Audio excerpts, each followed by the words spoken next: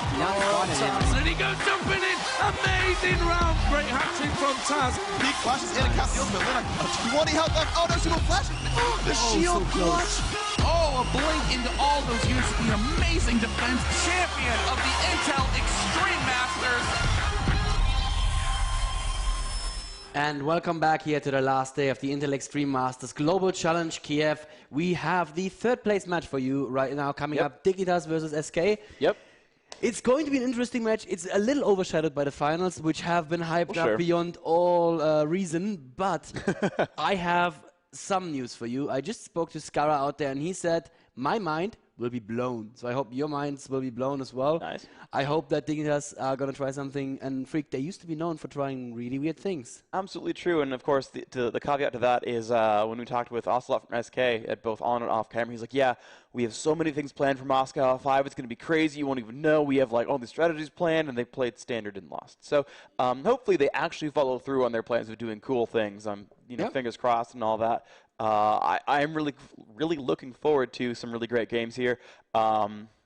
These are really good teams, of course. Yeah, it's a third place match. Yeah, they finally lost, but again, they still got second place in their groups over two other teams. They still had to qualify here and do a phenomenal job to do that. So don't think that these are bad teams by any means. These guys are phenomenal. They are great players, and they are going to put on a great show. And correct me if I'm wrong, but I believe both these teams will also be in Hanover. Yes, I think that they both are guaranteed qualified. I think SK was already guaranteed to be qualified before the event started.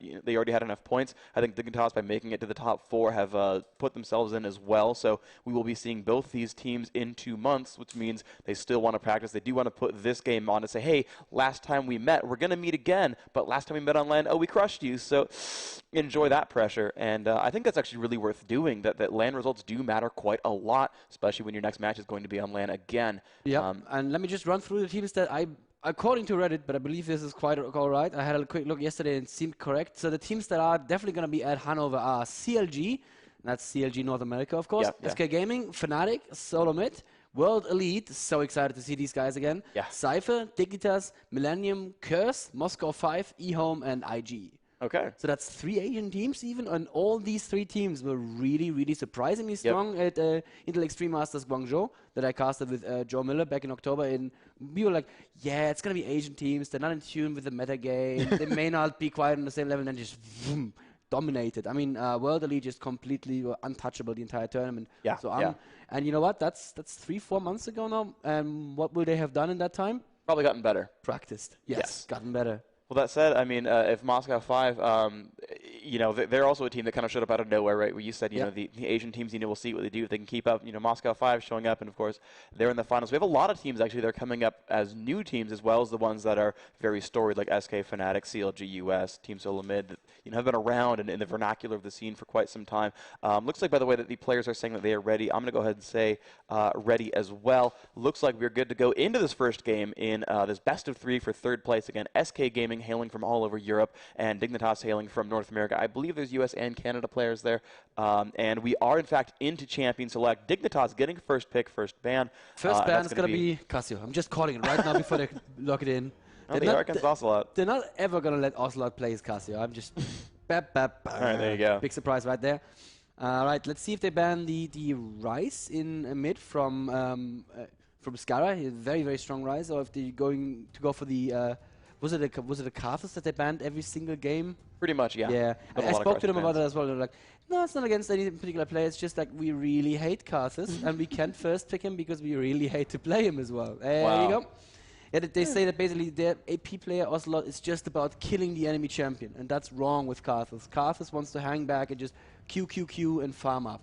No, I feel like you can play aggressively as Karthus. You have a really long range, actually. If you get a little bit of mana regen from last hitting or anything else, you have 800 range or so on lay waste. You've got wallop aim, which is even longer than that range. If you choose to, you honestly have a lot of ability to poke someone out. But he does farm better than most other APs, so it's kind of silly not to farm on him. Well, he farms well, absolutely. But I feel like you have a really good chance to poke people, and I think Karthus' ability to harass is underrated a little bit. But Veigar ban there, Veigar ban against Skara. Ramos ban from Dignitas before. They have their last ban right now. Ramos ban just simply because A, Sleazy Weezy is known to really like those tanky junglers, and B, like you've been saying all tournament, Rammus bans are kind of painful, and there's the Graves ban, just because Graves is currently considered one of the strongest AD players, champions. Yeah, and it's a kind of strategy that I've seen most of this tournament, where they're basically trying to first pick that bottom lane. We saw it before by banning Soraka and picking Sona, and we've seen both SK and Team Solomon do that a lot this tournament. But also you have the other option, which is ban Graves, pick Sivir, and those are sort of the teams seem to consider them the top 2 ranged ADs of the tournament. Well, unless you're Moscow 5, then it's Kennen. But you know, for the most part, that most of these sort of quote-unquote standard playing teams are playing this way. But we'll see what they do. They have first pick. Pretty much every support is there. Every solo top is there. Almost every jungler. Almost every ranged AD. So they've got a lot of options here. And we're gonna see if they pick. If they strike out for like Gangplank or Riven for a bully top lane, if they go for that Ryze or Morgana from mid, and actually we haven't even seen Zillion for a while either. I remember that was a champion that we had sort of seen very contended by the American teams a while ago, but that seems to have sort of fallen away for a while. Ocelot said after Gamescom he wanted to make Zillion happen, but never happened. And there is the Lee Sin pick quite early here from Dignitas. They want to run the Lee Sin jungle again. Remember the 4-minute 30 seconds dragon that we saw yesterday with the double Dawn Blades Lee Sin? Don't think they can go for that again. I think SK probably, hopefully paid attention to that, but we'll see if they try it again. Yep. Well, they could always do it if they bring a pink ward or something, have their support, go a couple of wards, a potion, and then get a pink ward in there, and then you're pretty much fine. So it's absolutely a possibility, and we'll see if SK is going to react to that, or if it's even going to be the strategy at all. Yep. So far, very normal picks. Niv, of course, known for his Sona for a very, very long time. Back at DreamHack, I don't know if you remember, we used to joke about him. He only plays Sona. He kind of shook that, but that still means he's probably one of the strongest Sona players. I mean, probably not quite X-Special level. What we saw yesterday from X-Special just completely bowled me over. But yeah, he's very, very good on him. And there's the Morgana also on Ocelot.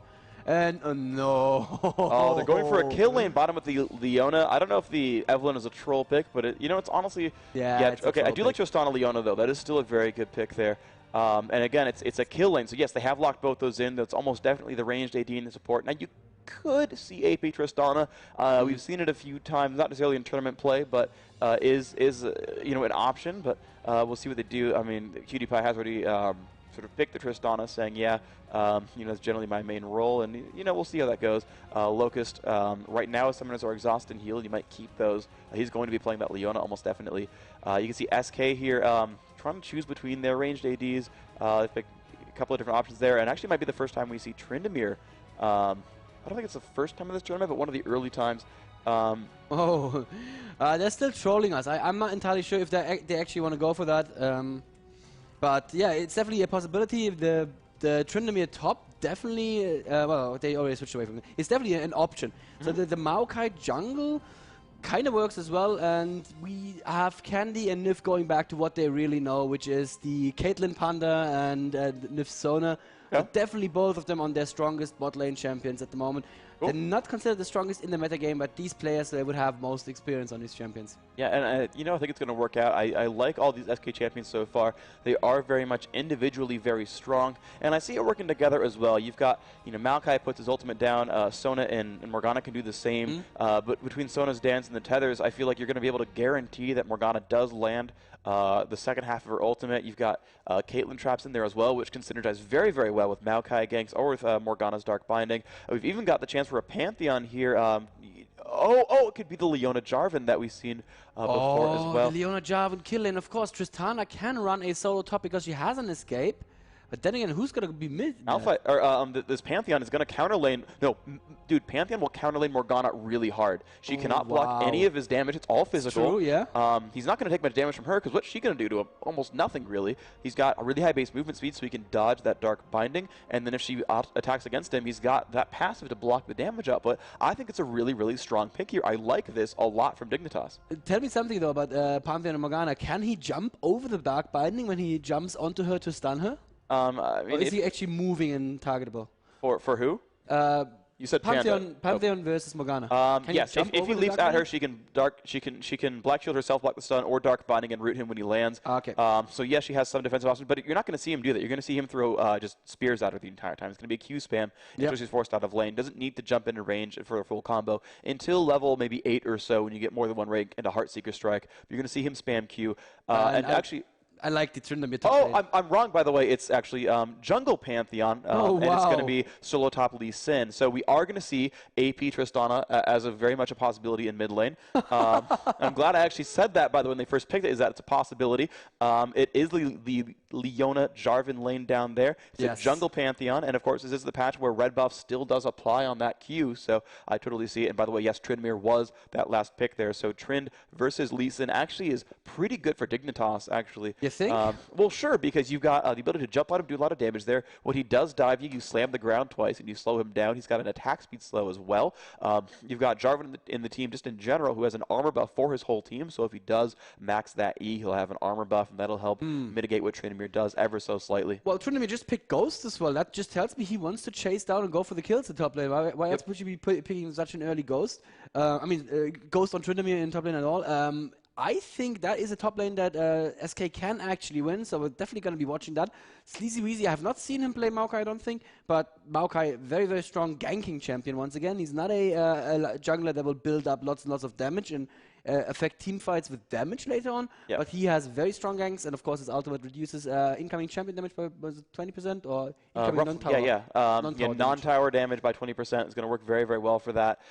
So in a team fight, if they can stick together and be in one location, that's going to be possible. Now, I said earlier that I liked the Maokai Morgana Sona synergy, but at the same time, you still got the ability that people might get pushed out because, SK is going to want to fight in the Maokai ult, but you've got Lee Sin and Tristana who can push them away. You've got Jarvan who can hold them in place if they want. So, maybe you have, aside from the Nocturne Darkness up there, maybe you have the ability with as soon as Jarvan goes in with his ultimate, maybe when Leona initiates, they have good sort of targeted stuns. Pantheon ult the same way where he's going to sort of paint an area as an obvious, sort of location. Target, yes, absolutely. You can sort of see that happen. And we're going to see if these teams are going for the early invades right now, if they've learned anything from Moscow 5, if they're going to defend their buffs maybe. I'm not quite sure where everyone is going, but yeah, you're absolutely right. It is going to be an AP Tristana in mid, and it's the pink Tristana as well, so that's very pretty right there. Pantheon setting up in the jungle there with, quite normal with boots and 3 pots. That's quite normal for him. The Leona is also starting with cloth armor and 5 pots, so it's definitely a very, very aggressive, like you said, a kill bot lane there. It's going to be Leona Jarvan. I've not seen that in the tournament.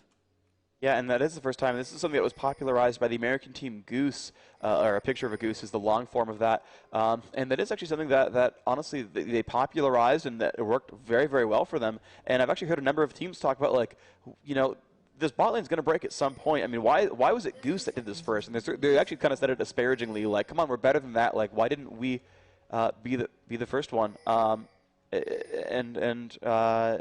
We see here that SK are invading, but yeah, that lane's going to be interesting.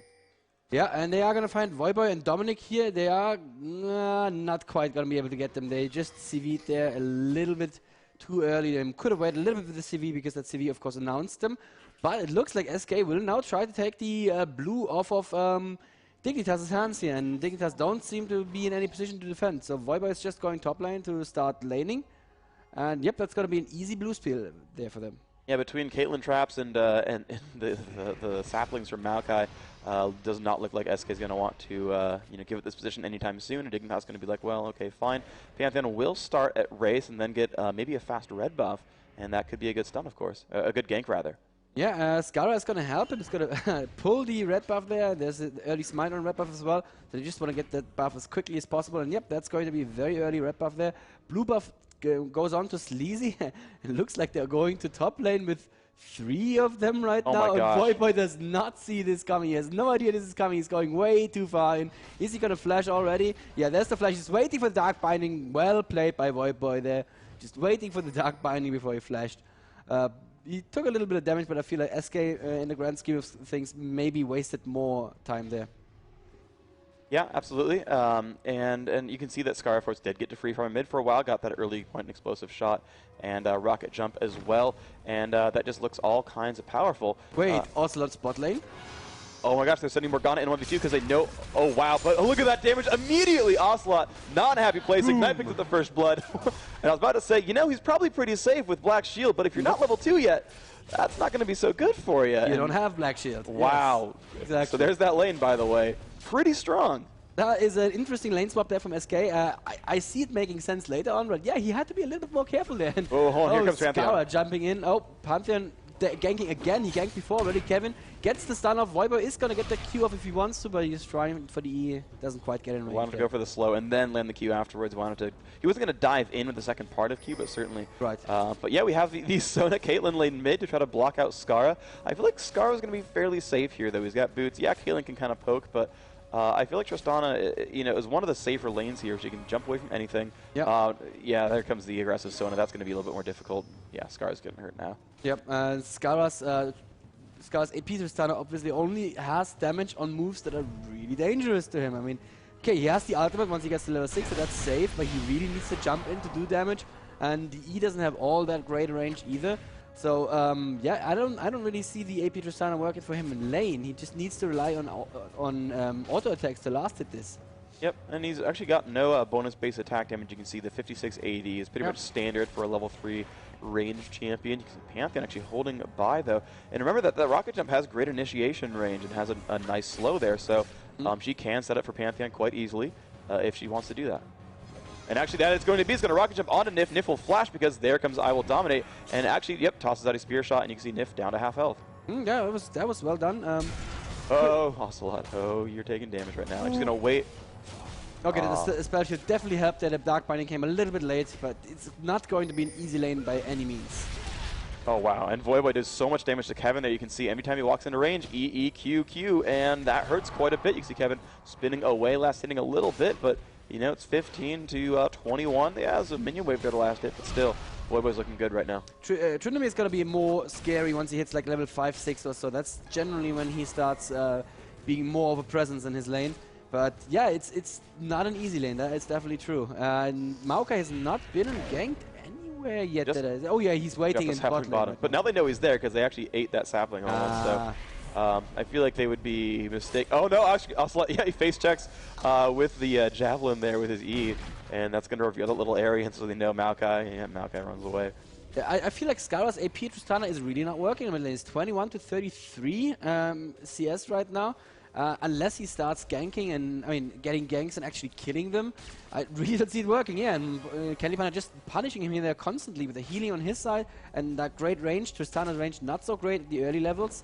Sure. So, yeah. Sure, but remember that on the other side, though, that they've chosen to 1v2, because look at the bottom lane, though. It's 34 minions for Jarvan IV versus 9 for Ocelot's Morgana. So if I were Dignitas, I'd be okay with Tristana being a little behind, because Morgana's got nothing. Yeah.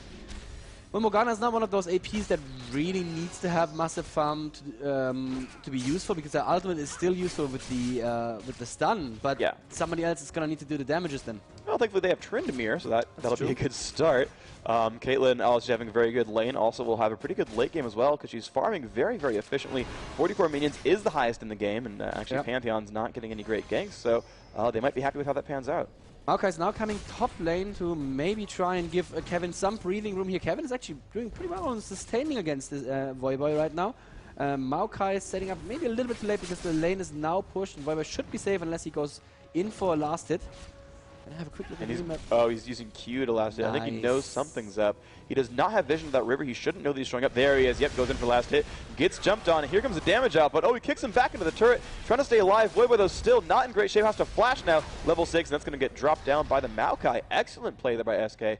Picked that one up quite successfully. And you kind of think that Lisa had wished he kicked Tryndamere away and not Maokai towards the turret. Yeah, I don't even think he got him turret range. I didn't see a turret shot. Not quite, yeah. That's what we've been wanting to see from Sleazy all tournament, some more activity from the jungle. Ocelot bot lane, I've been thinking about it a little bit more freaking. I think he's going to be fine in a level or two, because he's just going to use his Tormented Soil to auto-farm, and that's going to get him caught up very, very quickly. There's two things about that too, and you're right. So absolutely right now, at level 3 of Fermented Soil, he will automatically kill the ranged minions. However, it means he will kill them very quickly. Now first, so two things. Oh, a little bit of aggression there. Tristana. Oh, where'd she go? Guess? Oh, she went bottom, and she flashed over the wall. Gonna try to get the damage of it on Ocelot. That didn't actually work out that well. Nope. She managed to flash away / dark binding, and Ocelot was safe. But yeah, you're right, that could have been very, very scary. But yeah, so two things with that. So one, the ranged minions are worth less gold than the melee minions, so she's getting, even if she gets half of all minions, it's the lower half.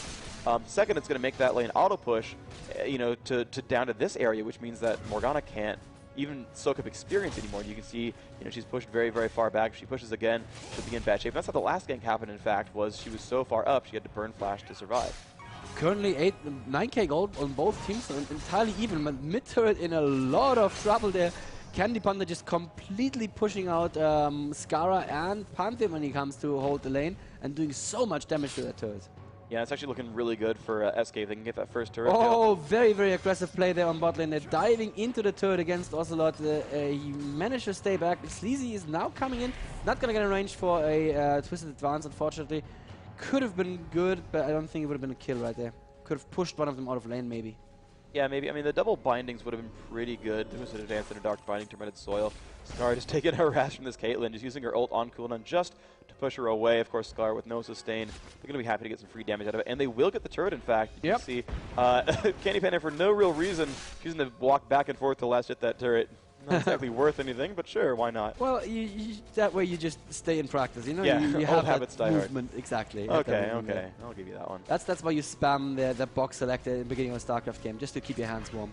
Fair enough, okay. All right, Kevin in top lane. Let's have a look at the CS. 57 to 47, so Kevin's winning top lane. Oh, wow, nice job there. That one gank from Maokai was all they really needed, and you can see Voyboy getting hit up a little bit. He just has so much sustain with it. Oh, and as we're talking about, this dragon is being pulled by SK, and Ocelot's coming to help as well. Don't think that Dignitas even know this is happening right now. No vision. They have no vision, so yep. Well, you just saw there was a little bit of a spectator bug. They didn't actually see those effects that we were seeing. They were still playing. Yep. So yep, 36. Yep, they probably don't even know the dragon fell there. Oh, they just warded it now. Literally the instant afterwards, Leona came by, dropped the ward. I was like, well, it's dead. Oh, almost. Pantheon came in to gank that Morgana, but she went back just in time. And she's going to get a blue buff now. Sleazy is setting up the blue buff for Ocelot already. That's going to be happy at times for Ocelot, who is only at 23 CS still. Like I said, it's not as bad as, you know, if he was playing, let's say, a Kassadin. You know, Kassadin without farm is not going to be useful at all. But the Morgana without farm is still going to have that binding to keep people in place, and still going to have... Bot lane, hold on real quick. Voyboy not in a great place. Sona and Caitlyn came by, and that was a nice job there. Sona got the dance off. Caitlyn got the damage. Nice. He tried to get away, was not quite enough. Couldn't even got an assist credit on that one for some earlier damage. So great job by SK picking that one 2-1, and they got that dragon earlier.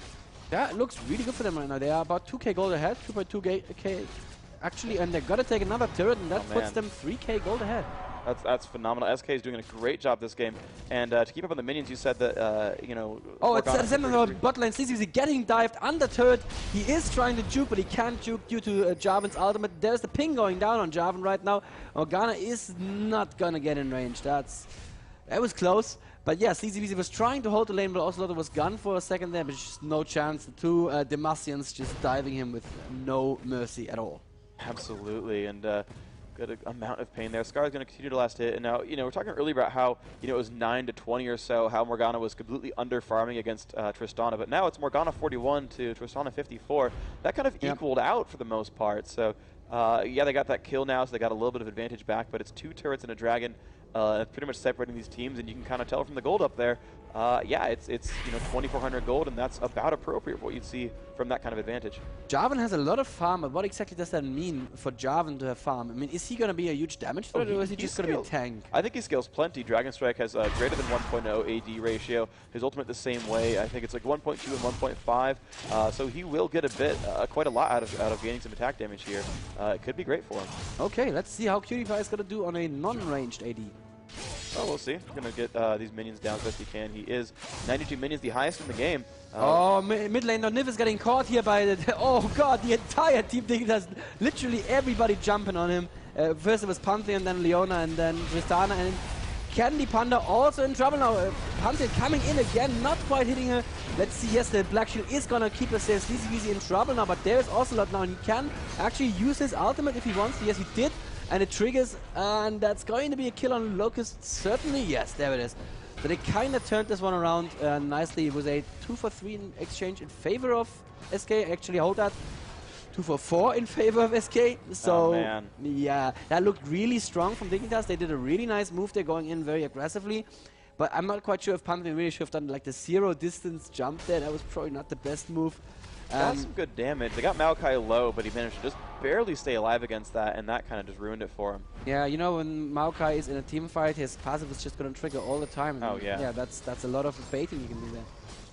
It gets him 106 health every time he gets to land an attack after a bunch of spells go off. That's going to be a nice amount of sustain when that does happen. Yeah, absolutely.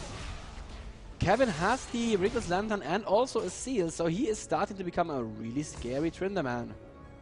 He could get caught though. Locust almost in range for that, but the Zenith Blood will not quite go out, will not land the stun afterwards. Yeah, that looked really pretty from Dignitas a moment ago when they jumped one person from escape. I'm not even sure who it was with 3 men. I think it was Nif. Yeah, it was Nif. First Nif, then Candy Panic got killed just barely. It's great to see that many jumps coordinated that well, but unfortunately they shouldn't quite have followed up into mid-turret there. Now it looks like SK want to take the blue. They're not quite in time. Nif could have almost stolen that with the Q there. Yeah, but they did actually just choose to smite it right there, and so I believe that was... yeah, that was the right choice. Yeah. Candy Panda now again in bot lane, trying to get even more farmed. He is even behind Kevin, and he's somewhat behind Jarvan as well with 96 versus 99 CS. But he's been shutting down Tristana mid lane pretty hard. She does have the DFG now, so there could be some funny things happening. Hopefully very soon. Tristana has really, really amazing burst when she does go for it. You can see the rocket jump. Gonna hit for 230, not so bad. The explosive shot actually, and there she goes actually in onto Candy Panda. She doesn't jump away though, and suddenly the enemy team shows up. Sona Dance and Voyboy's not gonna be happy either. You can see him gonna kick them back, and he should survive this, but I don't think she expected all of them to show up. Voyboy not in a good place, just barely survives. I will dominate though, and here comes Leona as well. Some good damage here. Nif, Candy Panda, Sleazy all low, but here comes Kevin. Ocelot in as well. That's one dead, and Leona for the last one alive. Not gonna be happy with this one. Will fall, and now Kevin is still diving Cutie Pie here through the tower. He still has his ultimate available. He gets healed, doesn't even need to use his ultimate. Maybe now? Nope, he's gonna be fine even without using the ultimate there at all, and that's an ace, isn't it? At least delayed. No, Voidboy survived just barely, I think. All right, yes. Almost an ace, and it looks really good right now for the European team of SK Gaming here. I do appreciate that Dignitas tried something different. I'm really happy about that as well, but it just didn't work because that AP Tristana needs to get some farm. Oh my gosh. Oh, that was nice on Kevin there. The Pantheon may actually seal the deal. No, he's a little bit too late, but they do pick up Candy Panda, and they will pick up Sleazy Weezy as well. And that's the nice thing about the AP Tristana. As soon as she does start to kill someone, she can just jump. Of course, the rocket jump cooldown immediately resets on a champion kill. Yeah, killer assist. She's going to get the rocket jump back. So you can see that his damage output is going to grow slowly over time. It's now about 280 damage per rocket jump. And of course, a big slow in there, 60% for 2.5 seconds is pretty strong as well. So if they actually get ahead, they can really collapse on this. And actually, you can see that they're going for Baron because of these 2 kills. And 2 of the big damage threats are gone, plus that smite, that jungler Maokai. So you can see. I don't know if they have the damage output right now. They're kind of... Well, they're going for Nif right now. Cutie Pie is going to kill Nif. There's nothing Ocelot can do at the moment. Kevin is coming, but he's face taking Ocelot. He's not going to be there in time, it looks. Oh, actually, too many people have turned off of Baron. Oh my gosh! They get Ocelot. I don't believe it. Oh, Kevin now coming in to try and do something. But Baron goes to Dignitas. Kevin in, though, there with his ultimate still available, so he could still do a little bit of something, but he gets pushed back at just the right moment. He is going to get Dominic, I feel. Yeah, he is. And he's going to survive as well, but that could have been a triple kill if Lee Sin hadn't pushed him out just in time.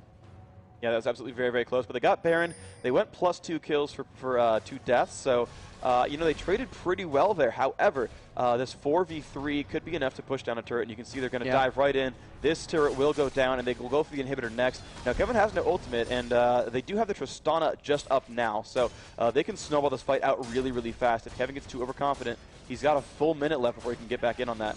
Voidboy's going to jump in. They are going to go for Kevin first. Sleazy's not in good shape, nor is Candy Panda. Sleazy now taking a lot of damage here. Leona gets the damage off. I'm surprised they're not quite jumping onto Kevin yet. Sleazy going for the inhibitor, won't quite get it. Yeah, that looked like a picked up. DC to me, Freak. He's just right-clicking it, man. He's going for it. Yeah. Oh, Sona has to use the ultimate defensively there to keep QtPie away from him, and QtPie steps into a little bit of a cupcake there as well, so he is going to be staying behind and leaving the bot lane of Nif and Candy Panda, who were mid lane this time, alone. SK is still 4.8k gold ahead, but the question is Dignitas going to get Dragon right now without Kevin around? Kevin is top lane at the moment. Looks like there's nothing SK can do to actually contest this Dragon, and Dignitas are going for it. This mid game is going phenomenally for Dignitas right now because they got Dragon, they just got Baron, or in flipped order, of course, and now they can go for these turret kills. Oh my gosh, Pantheon's coming up. Oh, it's going to be dangerous. Candy Panda gets cut, flashes though. Ocelot, he doesn't have the black shield broken yet, so he can't go for the stun. A little bit too early going for that one, but they have complete control over this turret. They need the mini wave to push, and they're going to get that turret back. You can see only 4,000 gold the deficit. Each turret's going to bring that by about 1,000 back every time.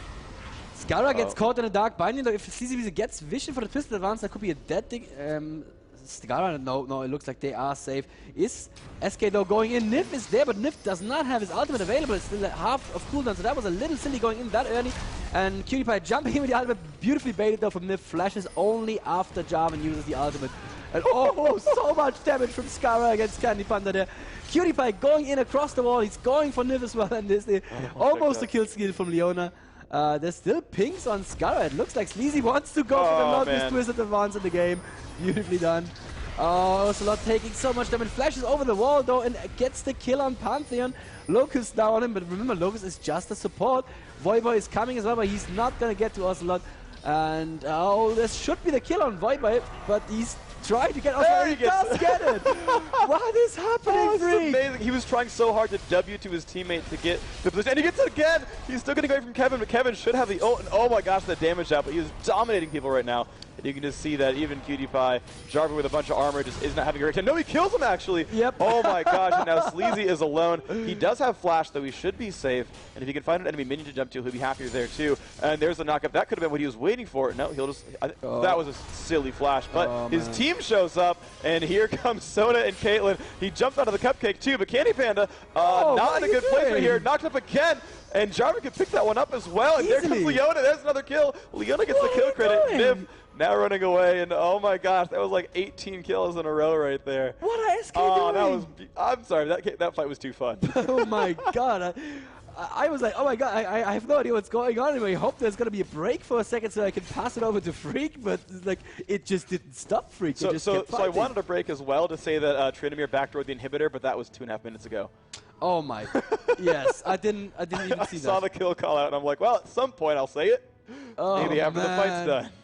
He did that in the middle of all that fighting. Nice. And yeah, Kevin's ult was down. I was wrong, so it's still 16 seconds to go. Yeah, Kevin, by the way, BF Sword, Phantom Dancer, level 1 boots.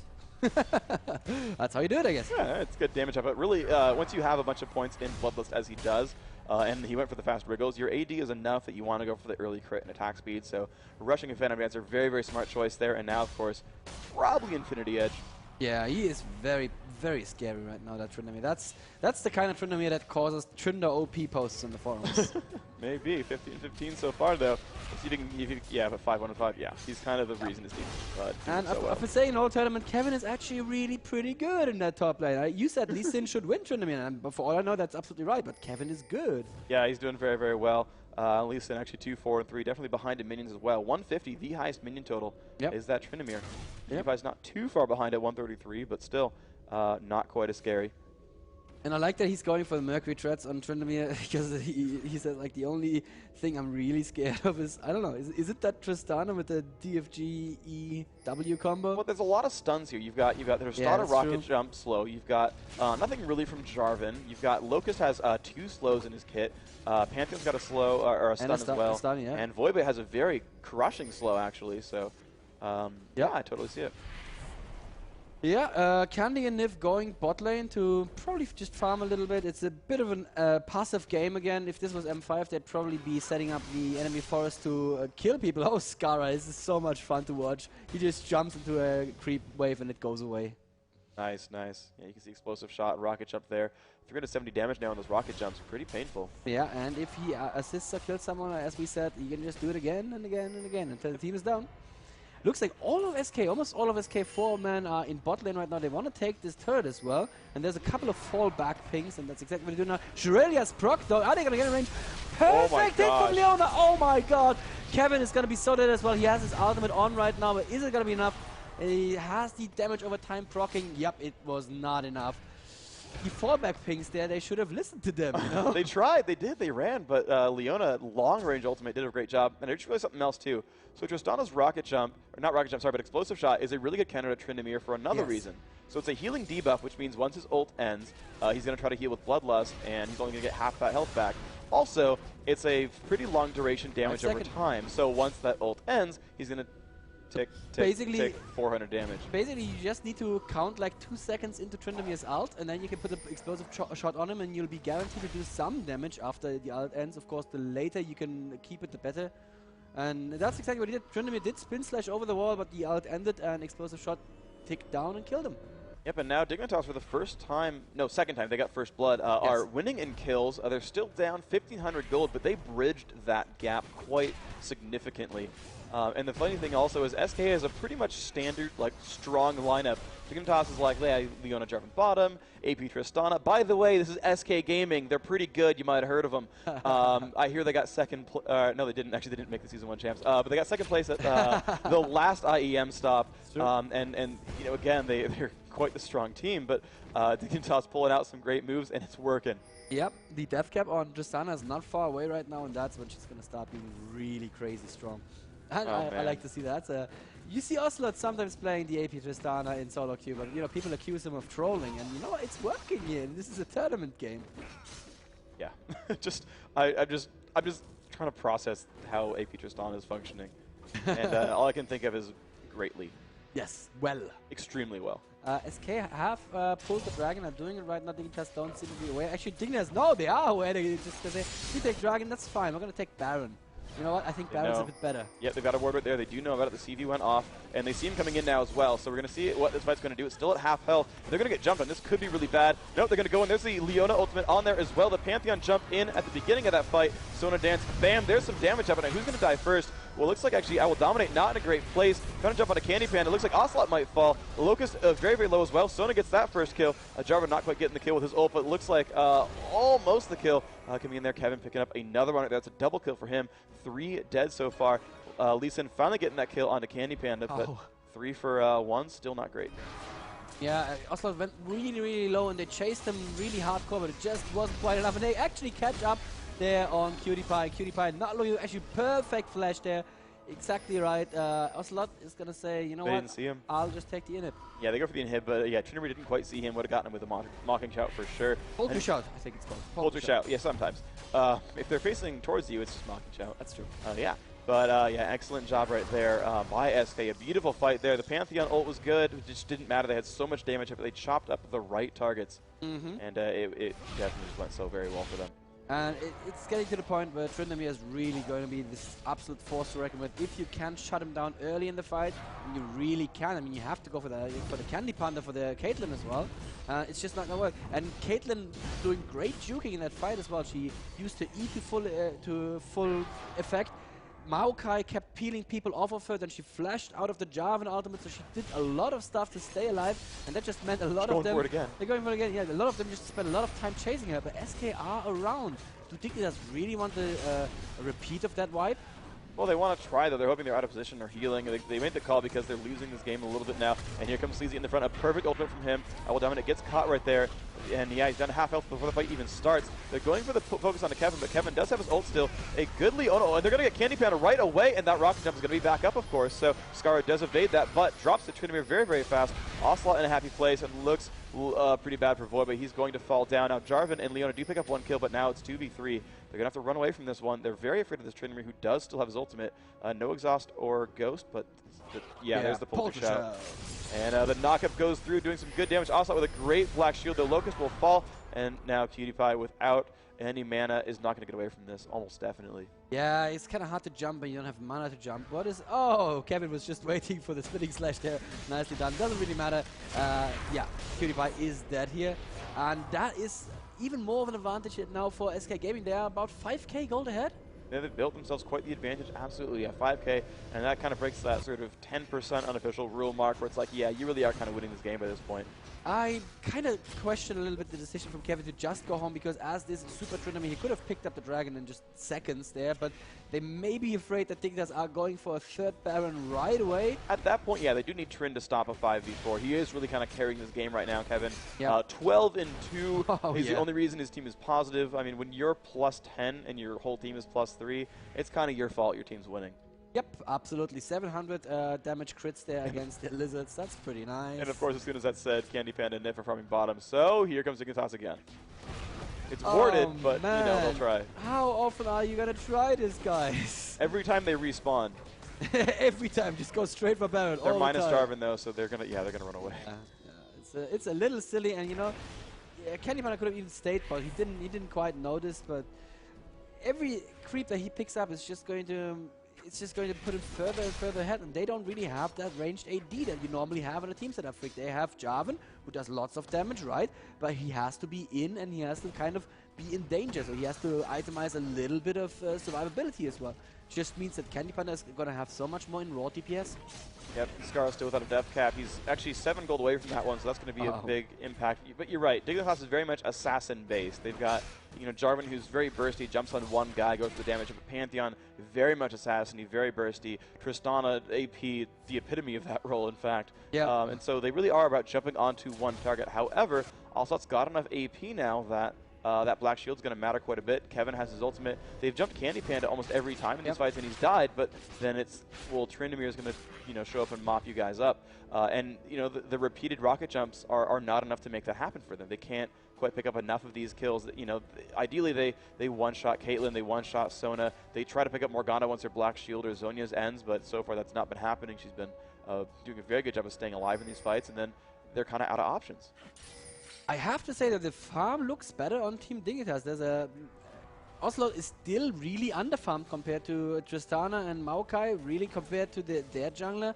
Also not really great. So if there's one thing, if there's another thing that's keeping Dignitas in the game, it's the fact that they have been doing better at farming, except for Kevin in top lane, who's just, you know, like you've been saying, pretty much dominating this game.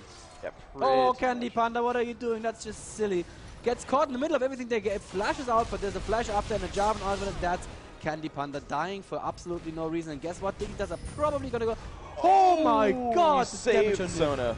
But he saved her. That pushback would have... I mean, she would have died to Pantheon. That's true. But they're going to use that time without the range AD to try once again to go for Baron. And honestly, they have the better chance this time. Ocelot's a little bit split up from the team. They're kind of just spamming in there. You can kind of tell they're not really wanting to fight this just yet. And Dignitas knows that as well. They're kind of staying in here, but Ocelot does have Flash. He could go for the burst here. They're going to maybe catch on a Sleazy. Kevin's actually going to take some damage as well. Scar does not land that rocket jump, though. And Scar, look at that damage output. Very, very low. Will die right away. Kevin picking up that kill. And Voivod now to half health as well. PewDiePie, if he can do enough here. Kevin getting another kill there. Finally pops his ultimate. I will dominate, though, might fall as well. The Black Shield is on. And look at that. He's completely safe now at this point. He's not taking any more damage. Jarvan just not quite landed enough damage there on the Kevin. He could go for the damage up, but now will they get enough? Yeah, they do pick up that kill, but it's now a 2v3. Dark Binding lands on a Locust from PewDiePie now. No health, almost no mana. Cannot quite 1v3 this, I don't think.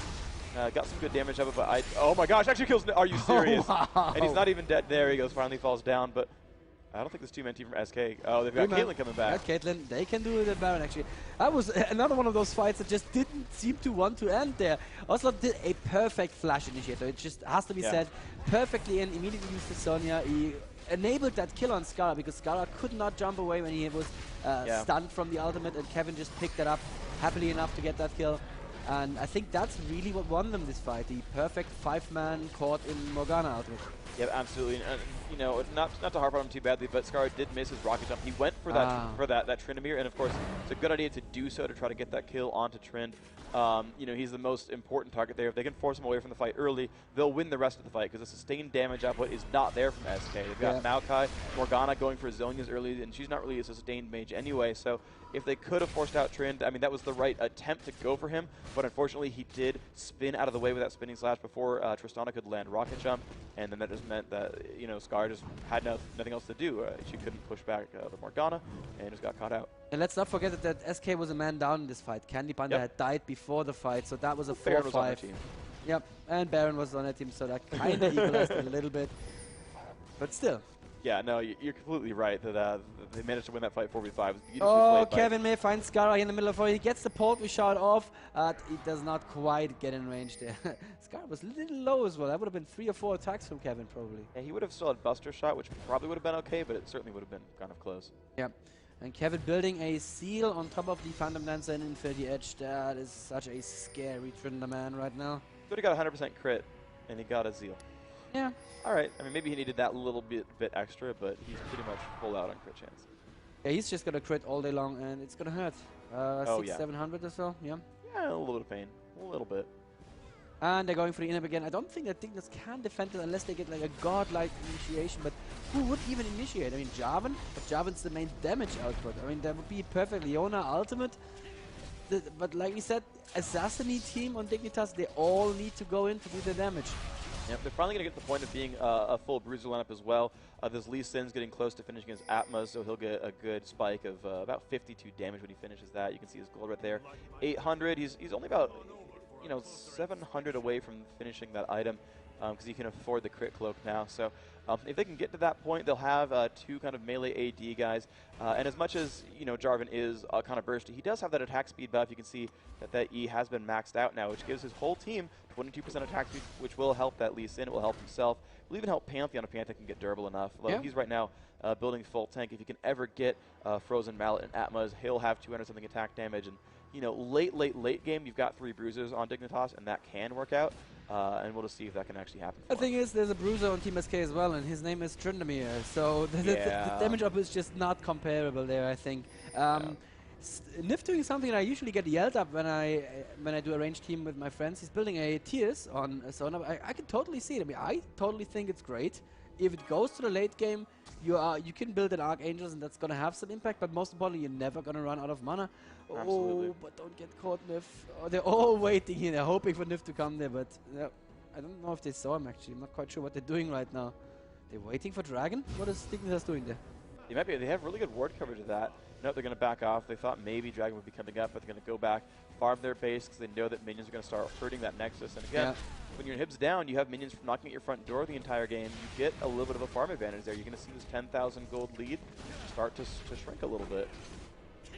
Yeah, it's definitely a little advantage, but still, I wouldn't want to be in the position right now. They are under a lot I would rather of pressure. be SK. Yeah, absolutely. I really like Scar. I'm going to try to follow him in the next team fight, but I've not seen the impact quite as strongly because he doesn't seem to have the ability to really blow one of them up. I mean, sure, if he gets Candy Panda in range, he's probably going to blow her up in one combo, but that's just never going to happen unless Candy Panda really messes up. Absolutely. You're going to see that Rocket Jump is up to 500-something, Explosive Shot up to almost 600. Buster Shot even is almost 1,000 now, so he has good burst, but yeah, he's got to catch them, and that's going to be hard. Oh, Jarvan going in. Oh, there's the Ocelot teleport. Barely misses the Dark Binding. That could have been a good start on the fight there.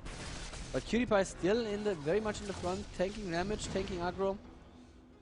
And they're just waiting for that one perfect Dark Binding. They have to be careful. If Tristana jumps across this, Nif could go in one combo. Yeah, and of course they're going to keep putting on these Caitlyn traps as well. It's going to make it a lot harder for Dignitas to make this fight work. If anyone steps on them, they're going to take a Morgana Binding to the face. Yep. Makes it happen very, very soon. Yep. Qs from Voivod probably just used for harassment. I don't think he wants to really jump in and double E them. I mean, it would be a strong initiate, but he'd be blown up in no time. Absolutely the case. You can see that just this great Caitlyn trap coverage is going to make jumping in very, very hard. Someone's going to get caught up. if I were Dignitas, I'd actually just eat them right now. Whenever Morgana spams the Dark Binding and misses, I'd say go and try to eat those cupcakes because you're going to need them to be down when the fight actually starts. They actually go for the initiate. A perfect Leona goes off. This could be a lot of pain, but let's see what they can do. Morgana now going for the front, and the Sona ult on there as well, and look at that, just cleaving that team down. 1 and now 2 will go down, and they're going to keep jumping in. Trinimir with a double kill so far. Dark Binding goes off, lands on Ascara. Will Trin pick up more? Looks like Kale's going to get one. And now another kill from Trinimir. That's 3. Going for the Quadra. Can he get it? Jarvan in there going for some damage. Can he Panic getting low? Nope. Morgana's going to pick that one up. And that is an ace. Everyone else alive from SK. And they're going to be fine to pick up this turret. And now the inhibitor. No, actually, just kidding. No inhibitor. Yeah, go for the Nexus. And that's going to be great for SK. Just Tana did not jump in even once in that fight. I tried to watch her this time. She used the E, and that was basically it. Otherwise, she auto-attacked, which did no damage. Then she tried to use her combo on Kevin, but used the E a little bit too early, so he could just, use Endless Rage and be fine. And that's game 1 free kick going to SK Gaming. And I actually just saw something in the chat. They said Dunk Strat failed. Every single one of their champions can jump onto the enemy. That's true. Every single one can jump onto the enemy teams. They're trying to dunk onto one champion. That was the dunk strat. That didn't work I quite like so it. well. It's nice. That's cute. I like it. All of them can jump onto one enemy champion. And they even got, a full list of roles. I mean, okay, sure. It was actually very, very close. Certainly, they almost had that game. They got 23 to 33. They had a little bit of an early game hiccup there. They got the first blood, but then they kind of got picked off a couple times. They lost a couple of these fights. They did claw it back. They were ahead in kills for a while. They had kind of what it took, but they just could not make those Baron fights quite work.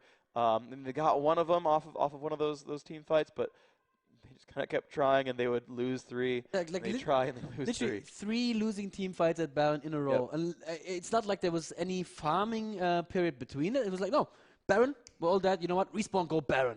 Yeah. That's how you do it. Sometimes it had the the right sort of part of the game, because there's one time they went when Candy and Nif were bottom lane, and that is late game when 2 guys are chilling in the wrong lane.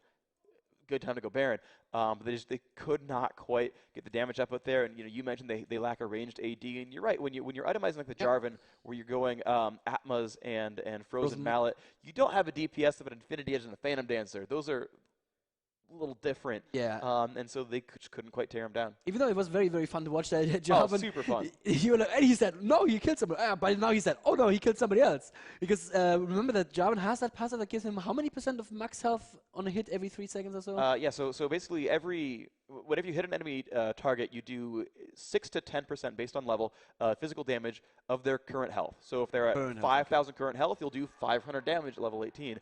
Which is nice. And then you can only do that every 8 seconds is roughly the timer. So, in a long, prolonged fight, 10%, 10%, 10%, 10%, That's pretty 10%, nice. 10%, 10%, 10%, 10%, 10%, and you start breaking these guys down pretty hard, and and that applies before your actual strike goes through. So if you're at 300 health with 200 attack damage, it's 30 plus 200, and just all at once, then land the Q, and you're in pretty good shape. He did really well at that one Baron fight. Yeah. So definitely a lot of survivability on him, but in the end, SK just had the damage. SK just had the crazy Tryndamere in there. Let's see if they ban him. That'd be fun in a tournament game. I don't think it's going to happen. I think they're just going to, I don't know, maybe run the top lane a little bit differently. Maybe the problem was that Lee Sin needed to go somewhere else and couldn't be as present on top lane as he'd wanted to be. Sorry, I mean not Lee Sin, but the jungler actually. Yes, the jungler Pantheon. He did get a lot of great ganks off. You're right. I mean, they had the. Did they actually steal the blue early on? I forget. I know they had invaded. And SK stole the blue, yes. SK did steal the blue, so that did hurt Pantheon's jungle. It hurt his ganking a little bit. Yeah, he went for an early red, but he didn't get to capitalize on it very much. He didn't get to really gain any major pressure from that, and that did hurt them a bit. Whereas you saw Maokai got that kill onto Lee Sin, gave Tryndamere the lane at that point. When you're up levels as Tryndamere, you're probably going to win that lane. But also, they could have done something like Malphite top, and that actually might have been better. Now, they first picked Lee Sin, so they didn't know Trin was going to be there. And, I mean, when you look at the lineup, right, they picked, Leona and Jarvan and Tristana and Lee Sin and Pantheon. The only one who's ever really, highly contested in competitive play is Lee Sin, which is why they first picked it. Is that he's the least likely to get picked up in that dunk strap. So they got him first. Malphite. Honestly, Kool-Aid Manning people, I would say that's close enough to be a dunk strat. I think totally Malphite works. Yeah. I think so. Yeah. I allow that. Yeah. Yeah. So I think I think Malphite is an honorary member of Dunk Strat. And they could have switched the lineups around a little bit. Unfortunately, I think Lee Sin, he did well. I think it's a good pick against Tryndamere, and I would sort of defend it as an above average pick. I think Malphite is kind of the end all, or him and Nasus are probably the end all like anti Tryndamere top lanes. Yeah. Especially the let's not forget the E on Malphite, just so much attack damage reduction or attack speed reduction. Attack speed reduction, yes. and the damage on it scales off of armor. So if you want to shut down Trynd, just put armor, you'll be fine. Dan Din says that whenever he jungles Malphite, he wins. So I'm not quite sure if the numbers back him up there, but he definitely feels that, especially with the current Bruiser metagame, Malphite is a great pick, absolutely. Yep. And as it looks like the players are slowly filtering into the game right here, so we are going to cut to a very, very quick commercial, but we're going to come back to you with Game 2 of SK Gaming versus Dignitas. Freak, I hope it's not going to be the last game, because I want to see more dunking. Or more I want to see more fun things. Yeah, more fun really strats, absolutely. So don't go anywhere, we'll be right back. And he goes jumping in. Amazing round. Great hatching from Taz. Big flashes in and casts the ultimate. Lina, 20 health left. Oh no, she will flash. The shield clutch. Oh, a blink into all those units. The amazing defense. Champion of the Intel Extreme Masters.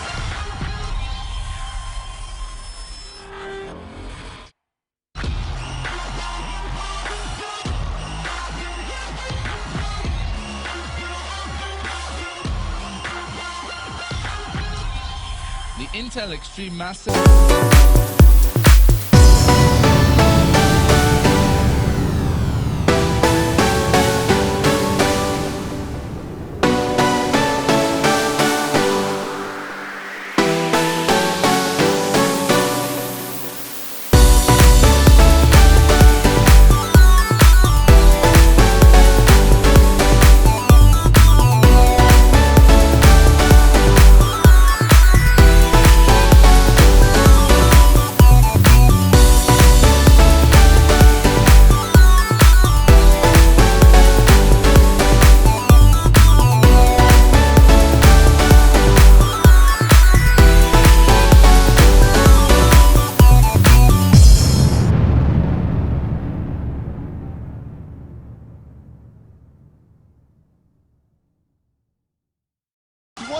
Oh no, she will flash. The shield clutch. Oh, a blink into all those units. The amazing defense. Champion of the Intel Extreme Masters. Hey everybody, welcome back to the show. We're here with Game 2 of the third place match between SK Gaming and Team Dignitas, and somebody just changed their name to Dr. Dunkenstein. Nice. Dr. Dunkenstein, I like it. We're going to see who that is. But yeah, so Dignitas, if you guys just missed that first game, played the Dunk Strat, which was all champions who can jump and kind of assassinate. It was Tristana, Pantheon, Jarvan, Leona, and Lee Sin. And it worked out pretty well for a while, but SK, Kevin playing Tryndamere just controlled that game. When the kill score was like 23-20, he had like 15 kills. Just like, well, I think your team's going to win at that point. And he was phenomenal that game. And so SK, as you might have guessed, are up 1-0 in this best of 3, but we're up to Game 2, and I think there are more fun tricks in store. And Dominic just said that was a tribute to Goose. They are in Kiev in spirit. Oh, so I like that. Shout out to Goose. Shout out to Goose. I think they're pretty happy with Dr. Duncanstein there. Nice. That's good. That's fair play. Just for those of you who don't know, Goose couldn't make it out here, and I think it was a Dignitas replaced him or Curse replaced him. Curse replaced him. Yeah. But still, yeah. A lot of love there for the team that couldn't make it.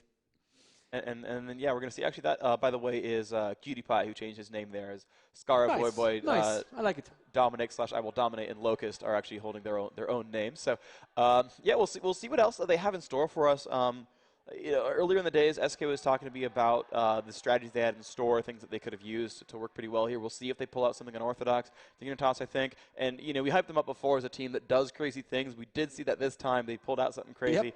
It almost worked, too. It did. It was so close to working. I actually wish that did work. It was really fun, the Tristana blowing people up. It's just, she misjudged her damage output on Nif once, and like you said, he saved Nif there, but still, I like that he did it that way because there was a full health bar into one chunk left. About a 10th and left, that's yeah. just great to watch. Yeah, it was pretty fun. Yeah, 2 members of SK still not in. We are still waiting for Ocelot and for Sleazy Weezy. Jungler, yeah. Sleazy. Yep. So we'll see what ends up happening here if these guys have new strategies. Dignitas, being the losing team from the first game, picked first pick once again. So they will be the blue team once more in this game when we get underway into that one. So do you think they're going to have anything special planned this time? Do you think they're going to go standard? Do you think they'll repeat the dunk strat? I hope the SK have something special planned because now they have the chance to just, like at least show that they have a little bit of a sense of humor as well. And I know that they can do crazy things as well. I mean, Ocelot's Janna AP mid is not crazy, but he's really, really good with her and he really likes playing her. And I know that Candy Nif have some interesting things that they could run bot lane as well. I could even see, I mean, if they leave it up for them for SK to go for a full, just a full-on AOE strat, because Sleazy Weezy's favorite jungler still a Mumu, and that would just be great to watch. But honestly, if I had to bet money, I think they're just gonna go for a straightforward one because they want to take at least 3rd place. Yeah, I felt it yesterday when Ocelot was in the interview. He really felt that he let his fans down. Sure. And he wants to bring at least something home, which is legitimate as well. You can just go for the win. But Dignitas, I have to say, they just made a fan here. I mean, I was a Dignitas fan before. Kinda not as practiced as they would want to be at this tournament. Yeah, they kind of showed. They showed a couple of glimmers of their old selves in the game against AAA. That was just, I love to see that. Yeah. And I love the craziness here. But I'd give them a win as well. You think they're gonna pull it through? No, well, at least one match, one map, yeah. Okay. I think this is completely open because Dignitas just, I don't want to say they trolled, but they tried something very unorthodox. Yeah. That they wouldn't have practiced as much. So SK is 1-0 up, but I think it's still completely open. I mean, Dignitas can still win this. Absolutely. We saw that actually in the 3rd place match at IEM New York, where Cypher dropped game 1 to Counter Logic Gaming, and then they came back and won the next 2 straight to take 3rd place. Absolutely possible here. There's all sorts of options available. And SK, where's the rest of your team? We're still actually waiting for the last 2 of them, but should be coming up pretty soon. So I'm trying to think of into the Dignitas bag of tricks and the kind of things they can do. They're one of the first teams to run Veigar a whole lot. They helped popularize Ryze a little bit. They did run that Goose bottom lane. Honestly, it worked very well for them. Yeah. I wouldn't be surprised to see it come back, but in more of a sort of normal lineup. SK, I think they're still not going to be able to play Cassiopeia. Was Kassadin banned that game, or did they pick Morgana? I don't even know if Kassadin was banned anymore. I'd have to check that. But I think Kassadin and Morgana are both equally good picks for... I don't think they did, because their bans were Cassiopeia, Rammus, and Graves. So they picked Graves to be they banned Graves because he's a tankier ranged AD, and if they want to dunk on a guy, they don't want a tanky guy like Graves. So makes sense. Yeah, Kassadin was available, but they chose Morgana as the more desired option. So maybe that's, I don't know if that's a strategy thing, if they're like, hey, Morgana will fit into more team comps, or what that was exactly, but... we'll see what ends up being the case with that one, but hopefully we can roll some heads, get some guys into this game. And I can't even pull an analysis from the last game and prepare it for the next one, because it's like, well, you see, if they run the dunk strat again, they've got to be really worried about the early game damage output, but late game they happen to fall off, so hopefully they can find a dunker who has a late game. That would really help them out here, and that doesn't work, right? That's not really a thing that you can analyze when you have a subset of champions. What of those 4 champions will you pick? Well, gee, all 4. So, if you want to dunk, you got to pick a dunk champion. That's just how it goes. Yeah, sure. Keyboard problems apparently here for Team SK. Okay. They should be ready very soon, we hear. So we're just waiting for them to sort it out. And so far, I have to say the tournament ran very smoothly. I'm very, very happy with that so far. I mean, we have a bit of a hardware issue right now, but otherwise... yes, there's a little challenge for you in the chat. I think I'm pretty sure you're up for it. Trying to use the word dunk as many times as possible in a sentence. Sometime later. I will use it as a verb throughout the next game if you'd really like, but that just seems forced at this point. I don't know. No, it died now. That could be the unfortunately of me, though. Yeah, I've been good. I've been good this tournament. I've been trying very, very hard. I had one where I was just stopped myself mid-sentence. I was like, I'm going to leave a sentence half finished here, but it's still better than saying that Unfortunately. word. Yes. I don't know. I feel like I wish you had used it at some point. You know, unfortunately, we're really not getting your full vocabulary, and I don't really want to limit you. I think that's kind of unfortunate for a caster to be limited. Kind of. Their options. But it's fine. Limitation breeds creativity, so that's good. Sometimes. I don't know, but you can use the word unfortunately in so many creative situations as well. I mean, you can think about, if the enemy team picks misfortune, you think that's very unfortunate for you. No, you really can't. And you can. I just because did. There'll be an angry mob with That's fine. pitchforks We'll be okay. No. I live on the internet. It's okay. They can't reach me. Yeah. I have a firewall. Yeah. Oh, darkness! Where's Nocturne? Oh gosh, I'm scared. Okay, we're back.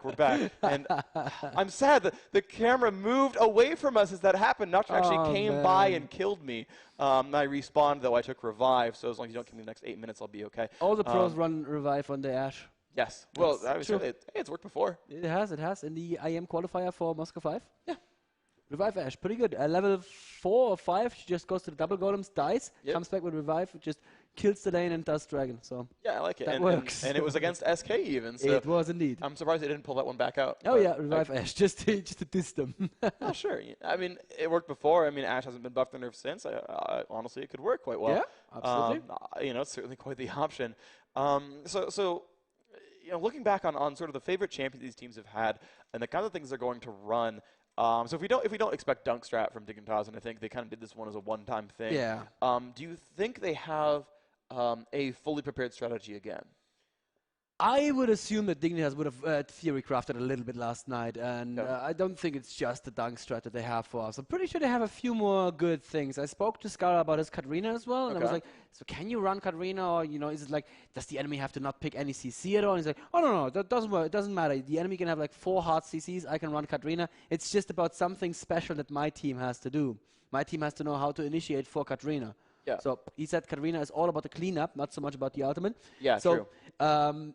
We could see Katarina. That'd be great. And a team build around enabling Katarina. I would really like to see that. I'd like to see how Ocelot lanes against Katarina because she is surprisingly good against a lot of APs in mid lane. You wouldn't think so. She can trade pretty well. If she gets into a right-click fight, her base damage is pretty good. So she can, Bouncing Blade into Shunpo. You can either use the Killer Instincts in the Bouncing Blade to reduce healing income, or you can use it with Shunpo to reduce damage taken back. You get basically a minus damage buff.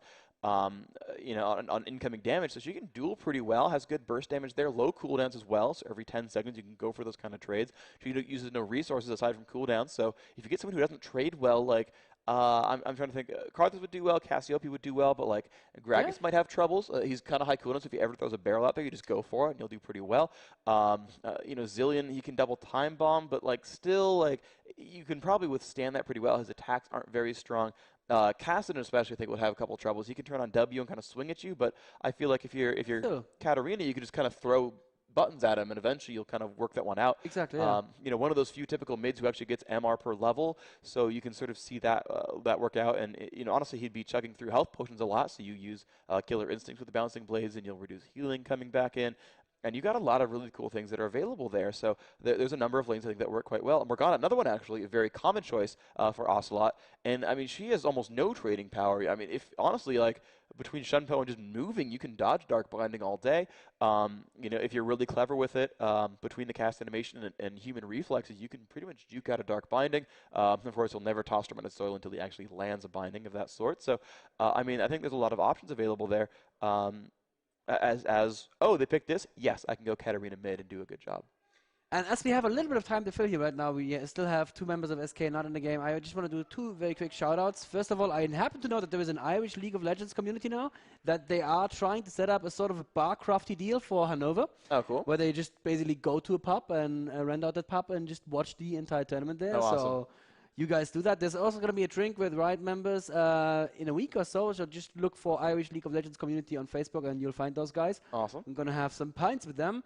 And I also a shout out, I haven't done it this tournament yet, to Team Liquid, who really are helping me just like stay on top of what's been happening in the tournament, because they have a great write-up thread where there's discussion and analysis of every single match so far. So if you don't know them, teamliquid.net, they have a very good League of Legends sub-forum with a lot of really, really useful discussion. Yeah, absolutely. Big shout out to all the League of Legends communities out there on the internet who are just so passionate about this tournament. We've hit over 100,000 concurrent viewers a number of times during this tournament. You guys who are watching, you guys are so awesome for showing up and lending your support to these teams and just sort of being a part of this great community. Yep. And all of you who are involved in the discussion and the analysis. I've seen threads who are just cataloging every pick and ban, saying, well, you see, Sona's been picked 7 times. He went 4 and 3 so far, and Kassadin's been banned 17 times, and and just like doing a bunch of analysis. Like, that's really cool. Like, you guys are involved, and it's awesome that you're part of this.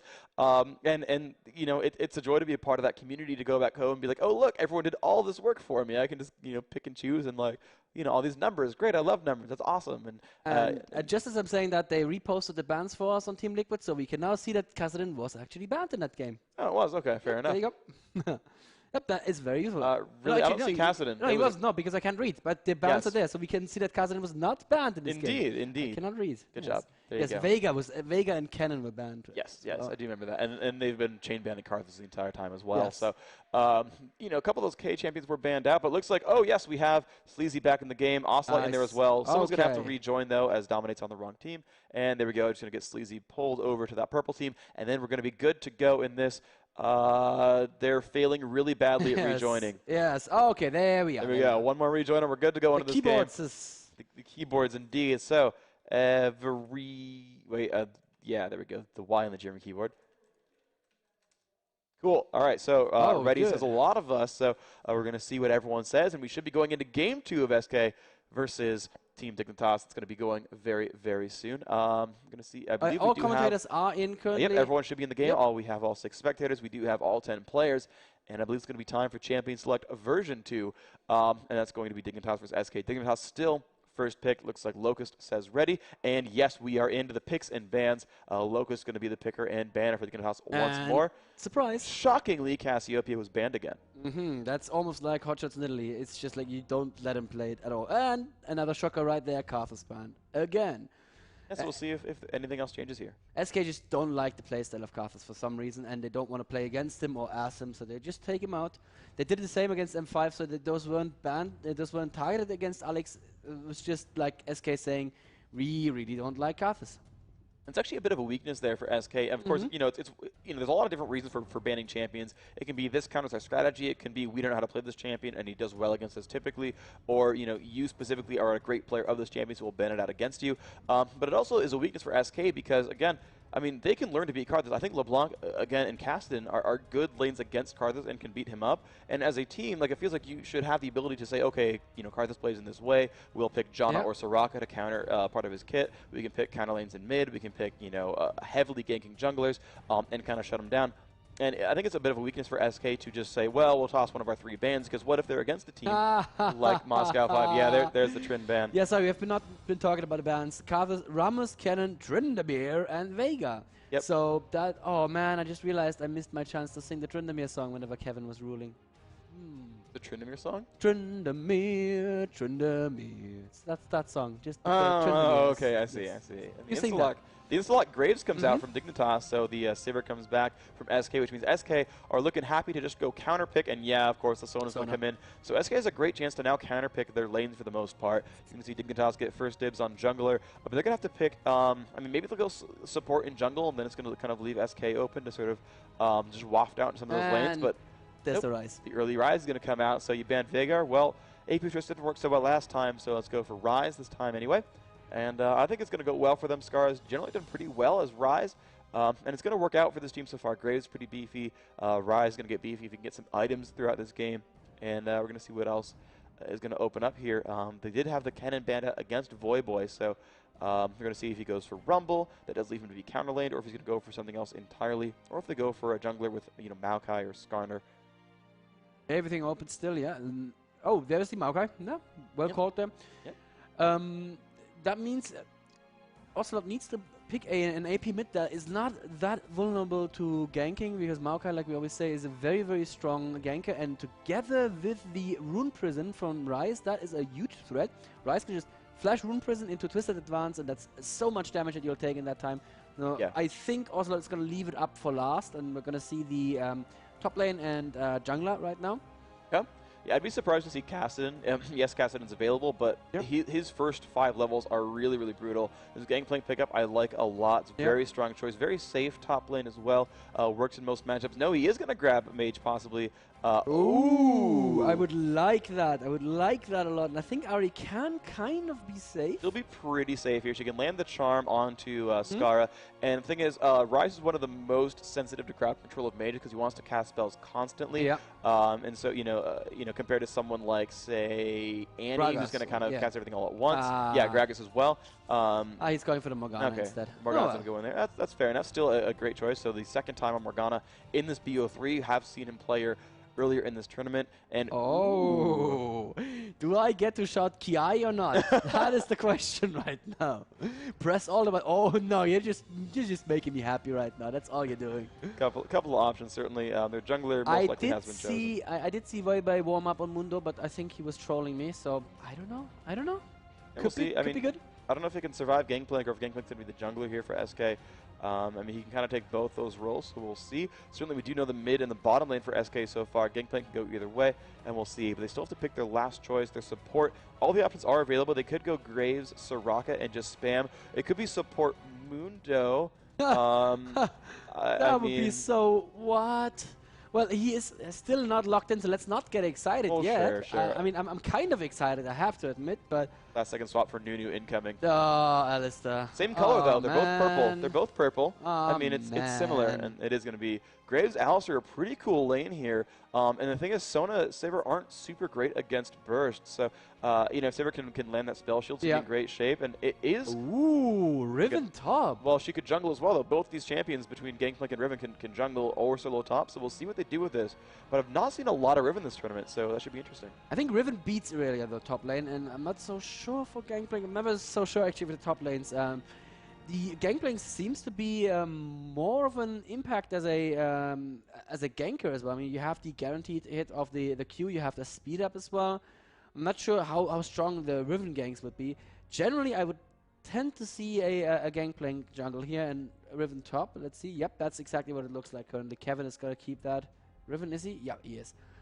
All right then, Dominic on Maokai, Dunkenstein, that is Cutie Pie. It's just too good. I like it. He is the Graves spot lane there with an Alistair support. We've not seen that, I think, in this tournament, have we? I feel like I've seen him a couple times. I'm pretty sure I've seen him a couple times. Maybe. Alistair, very strong support if he does land his combo. Very weak support if he just headbutts the enemy away into safety. Skara style? Yes, which is what I would do as well. Yeah. Fair enough. Looks like, that is going to be that Saber Sona bot lane. It is going to be jungle Gangplank, so you're right on that call. It is going to be Riven solo top. Ocelot, of course, in mid is Morgana once more. And we're going to see how this pans out. There's a lot of interesting matchups here. Ryze versus Morgana. I feel like it goes Morgana's way early on, but then I think Ryze starts to scale really hard. And, of course, as you said a couple times, Morgana doesn't need AP. She's kind of supporty. She has great crowd control with her ultimate. That Black Shield, very strong. The crowd control with her Q as well, that Dark Binding. So she doesn't need to be the most farmed to do well, and we saw that actually in the first game where she was at 9 minions for like ever, and it was still a great force. It was fine, yeah. And everybody on Team Dignitas super beefy. Alistair, Irelia, Ryze, Graves, and Maokai. So then they don't have an obvious target to go for, which is kind of fine because they're all kind of AoE-ish. I mean, there's a Sivir. Even the Riven does a little bit of AoE with a stun and with the ultimate. There's Morgana, lots of AoE there. So they're kind of fine to just wear down the whole team in general. If Ryze, though, gets a good amount of farm, we saw yesterday how very painful that Ryze can be. And he picked the least appealing of Ryze skins. I don't think we even have it in the shop anymore. That's human. Is that human Ryze? Tribal Ryze, maybe. No, that's human Ryze. You get that actually from one of the pre-order bonuses, which you can't even get anymore. So never was in the shop, I think. All right. But yeah, so he's taken the most like scarce of all Ryze skins. Well done. Yeah, Huntress Saber in there as well. That brand new Sona skin in there. So actually, looks like skin advantage does go to SK this game. Yep, skin advantage. Yeah, it matters a lot. Sure, absolutely. Right, nothing fancy going on here in the first couple of levels. First couple of seconds, there's no CVs, I mean. Actually, there's one on Nif. So Dignitas not running a CV. They're running an exhaust heal on the Alistair, which is brutal in bot lane. It just means if you want to go for an early fight in bot lane, you are probably going to win it. Very likely, absolutely. You see Kevin with Riven going boots and potions early on, so a little bit of sustain the choice there. Sleazy Cloth 5, of course, and Ocelot leading the way with, again, boots and potions. So, interestingly, hold on, Sivir actually went Doran's shield That's to open. strange. So really wanted that armor to not get bursted out by this Alistair Graves combo. Really wanted that early durability. We'll see how that works for her, but that just, I don't know, it's not gonna make her a threat at all. That just means Candy Panda is gonna have to be super, super passive the first couple of levels. Now a nice cute little move there by SK to check that Tri-Brush. Had Morgana sit up there, toss a Dark Binding down, and then SK invaded in right as that Dark Binding went through. Of course, nothing available there. And actually, yeah, she opened up with Key Burst, so Kevin's going to be going for a CC chain here. They're really going to try to jump on these guys, and of course, Dignitas right above them. And they do know Maokai likes to start Wraiths, so they might go for an invade here. They're going to ping that brush, and they're on their way up. We're going to see if they go for the Dark Binding first. No, oh, man. They're right there. And there they go in. Scar's going to get dunked on right there. Dominic not in great shape either. There's a flash from Kevin. They all are chasing down the entire team. No, the entire team flashed over that one. No, except Nif. I guess you're right. Nif didn't flash. Yeah. Wow. Double M5 did. M5 did right there. That really was 4 flashes for a kill. Well, wow, great. 2 kills actually. 2 kills. Wow, Yeah. Rice blew up so quickly I didn't even see it. Yeah, he got it just insta-burst at 400 health. Everyone there able to toss out some damage output. Just got blown up. That was painful. Oh, man. That looked painful. I can say it now. Yep. Very good start for SK Gaming here, Freak. This is going to be maybe a bit of a psychological problem for Dignitas, but I still feel they can be okay. It's gonna, Skara is gonna help Dominic with the early blue there. Skara can hang back and farm a little bit. If he gets farmed, Rice gets both a lot of damage and tankiness from the same sorts of items, so he can be okay.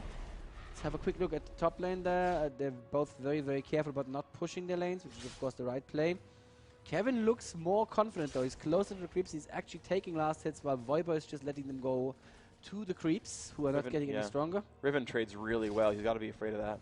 Yeah, that's true. As soon as she has the Q, which she should have now. Even more so, I guess, in a new patch where he moved some of the damage into Q. So the Q should be even scarier. Once you level it up, yeah. Candy Panda and Nif in bot lane also looking good currently. Nothing too fancy going on there. And just a very, very normal start after that 4-man flash across the wall. Seriously. We'll see what if they can get anything off of this. Scar has to back away from that dark. Oh, did not get the last hit.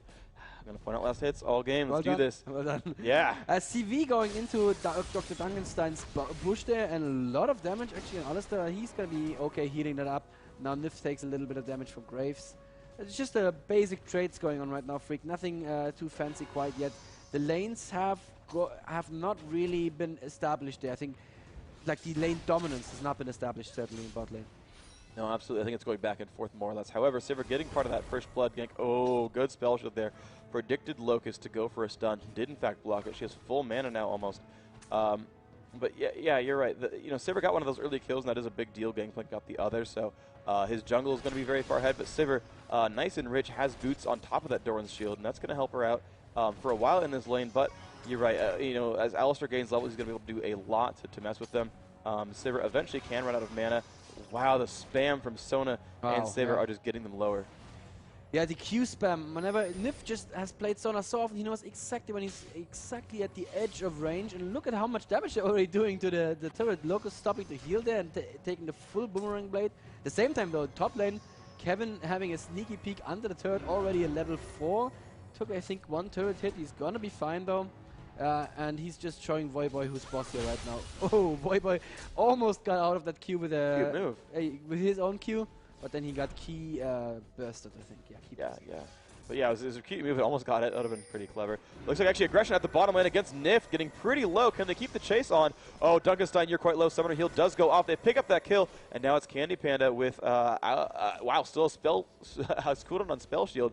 Was patiently holding onto that the entire time. Of course, never got initiated on by that Alistair. Yep. Does have his spells back up, though. If I were Locust, I just walk up to Candy Panda and just force him to burn that and then go for the stun afterwards. But nope, just kidding. Morgana's coming down. There is a spell shield, but he can get headbutted around. Oh, wow, they actually landed that. Great Dark Binding and a Boomerang Blade, and that's going to hurt you quite a bit. At the same time, though, in top lane, Dominic is setting up for a gank against Kevin. Not sure where he's blueprinting. Kevin may have seen him come through. Yes, there is a ward lower down in the river, so Kevin knows exactly what's up. And he's waiting for his Gangplank to come up now. So Kevin actually baiting the gank there, maybe a little bit too early. Gangplank was almost at the brush, and that could have ended very, very badly indeed for Dignitas. Yep, Candy Panda just harassing this Locust as well. He actually put a second point in heal because of how brutal this lane has been so far.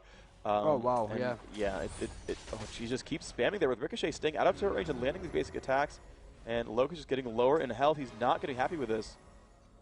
Yeah, health is coming back up. Half health already there. Yeah, and Nif's back now, and guess what? There's gonna be more Qs back. Oh yes, absolutely. Top lane, Kevin is at 37 minions versus 34, so Voivo is at least keeping up, even though the lane looks really scary for him much of the time. Gangplank has more time in his own jungle. Maokai has to help top now just to hold the lane a little bit, and that means Gangplank should be getting ahead in creeps, and he is, just by a small margin, but he is getting ahead. There's pings going down on him, so they know exactly where he is. Maokai just holding the top lane right now. And in bot lane, Sivir went back to buy, and what did she buy? 2 Doran's Blades. So what's the set bonus for Doran's again? Oh, well, you see, when you get 7 of them, you actually turn it into Doran's Hourglass, and you become invincible. Nice. Yes. That's very good. We just have to wait for that 7th slot. Yep. Yep, and well, guess what? Morgana is coming to gank again. That's the beautiful thing of an AP champion that auto-pushes. You can auto-push your lane and then just go down and gank, and that's exactly what they're going to do right now. Dark Binding, oh, beautiful dash, just at the last second, dash, dodging that, and Morgana is going to go back to her lane and probably not even miss that much CS. Yeah, you're actually right. There's one fall. She's going back. She's going back. Well, they pink ward a tri-bush. They know that she's not been seen. Duncanstein up a little aggressive. Oh, that was really close in that Dark Binding. That would have been a kill. Yeah, that would have been at least a lot of pain, if nothing else. Yeah, the Sona, is she level 6? No, she's level 4. Okay, so now probably wouldn't have been a kill, but still a lot of pain. Like you said, tons of damage, as you would say. Oh, very much amounts. What? That was English. All right. Either way, 49 to 42 in minions top lane. So Voivod, despite having a little bit of pressure on him early on, is holding up pretty nicely in mid lane. Scarab going to get himself blue buff at level 7, and that Ryze is going to be pretty happy. 43 minions to 48 on Morgana. So mid lane as well, pretty close together. So you know, 1,500 gold advantage, of course, doesn't suck. But as far as CS goes, they're pretty close by. Except that 43 to 52 is actually a bit of a stretch there at bottom lane. It's kind of the biggest dearth right there. And that's the Candy Nif bottom lane that we are used to. That's just, you know, both of them playing absolutely to their strengths. We didn't see the Caitlyn Panda in bot lane last time around, so we don't really know how good he would have been against a lane that wasn't somewhat derpy, like that AP Tristana. I mean, the lane just didn't work. But definitely Candy Panda and Nif looking much better today than they did yesterday. Yeah, absolutely the case, and we're going to see if Dignitas can actually get some pressure here. Again, that spell shield staying up, not using it to block that buckshot from Graves. Really wants to save it for Alistair, and honestly, in this lane, I would too. There's an exhaust, there's a bunch of things that can hurt you if you're not too careful. So, Locust coming around, does drop a ward, but not much else. So in mid lane, though, there's a Gangplank ultimate on Scour, and with the help of that, Oslo actually lands the Dark Binding into Tormented Soil and picks up the kill there on Ryze. Yeah, led with the ultimate, and Ryze just took damage in a row. Sorry for missing that one, guys. Actually burned his flash as well, and it just did not quite matter. Just great job. It also actually looks like he flashed in as well to get that one. Ignite was part of that combo, so Locust not in a happy place. Actually, Nif taking a lot of pain there. Duncanstein's going to stay up into that one. Doesn't quite go for the rest of the damage, though. Had the ult, didn't think he had enough damage to use it. Yep. Would have been close, though. Yeah, probably it's 300 base damage. He had like 200 health. I mean, honestly, I don't know.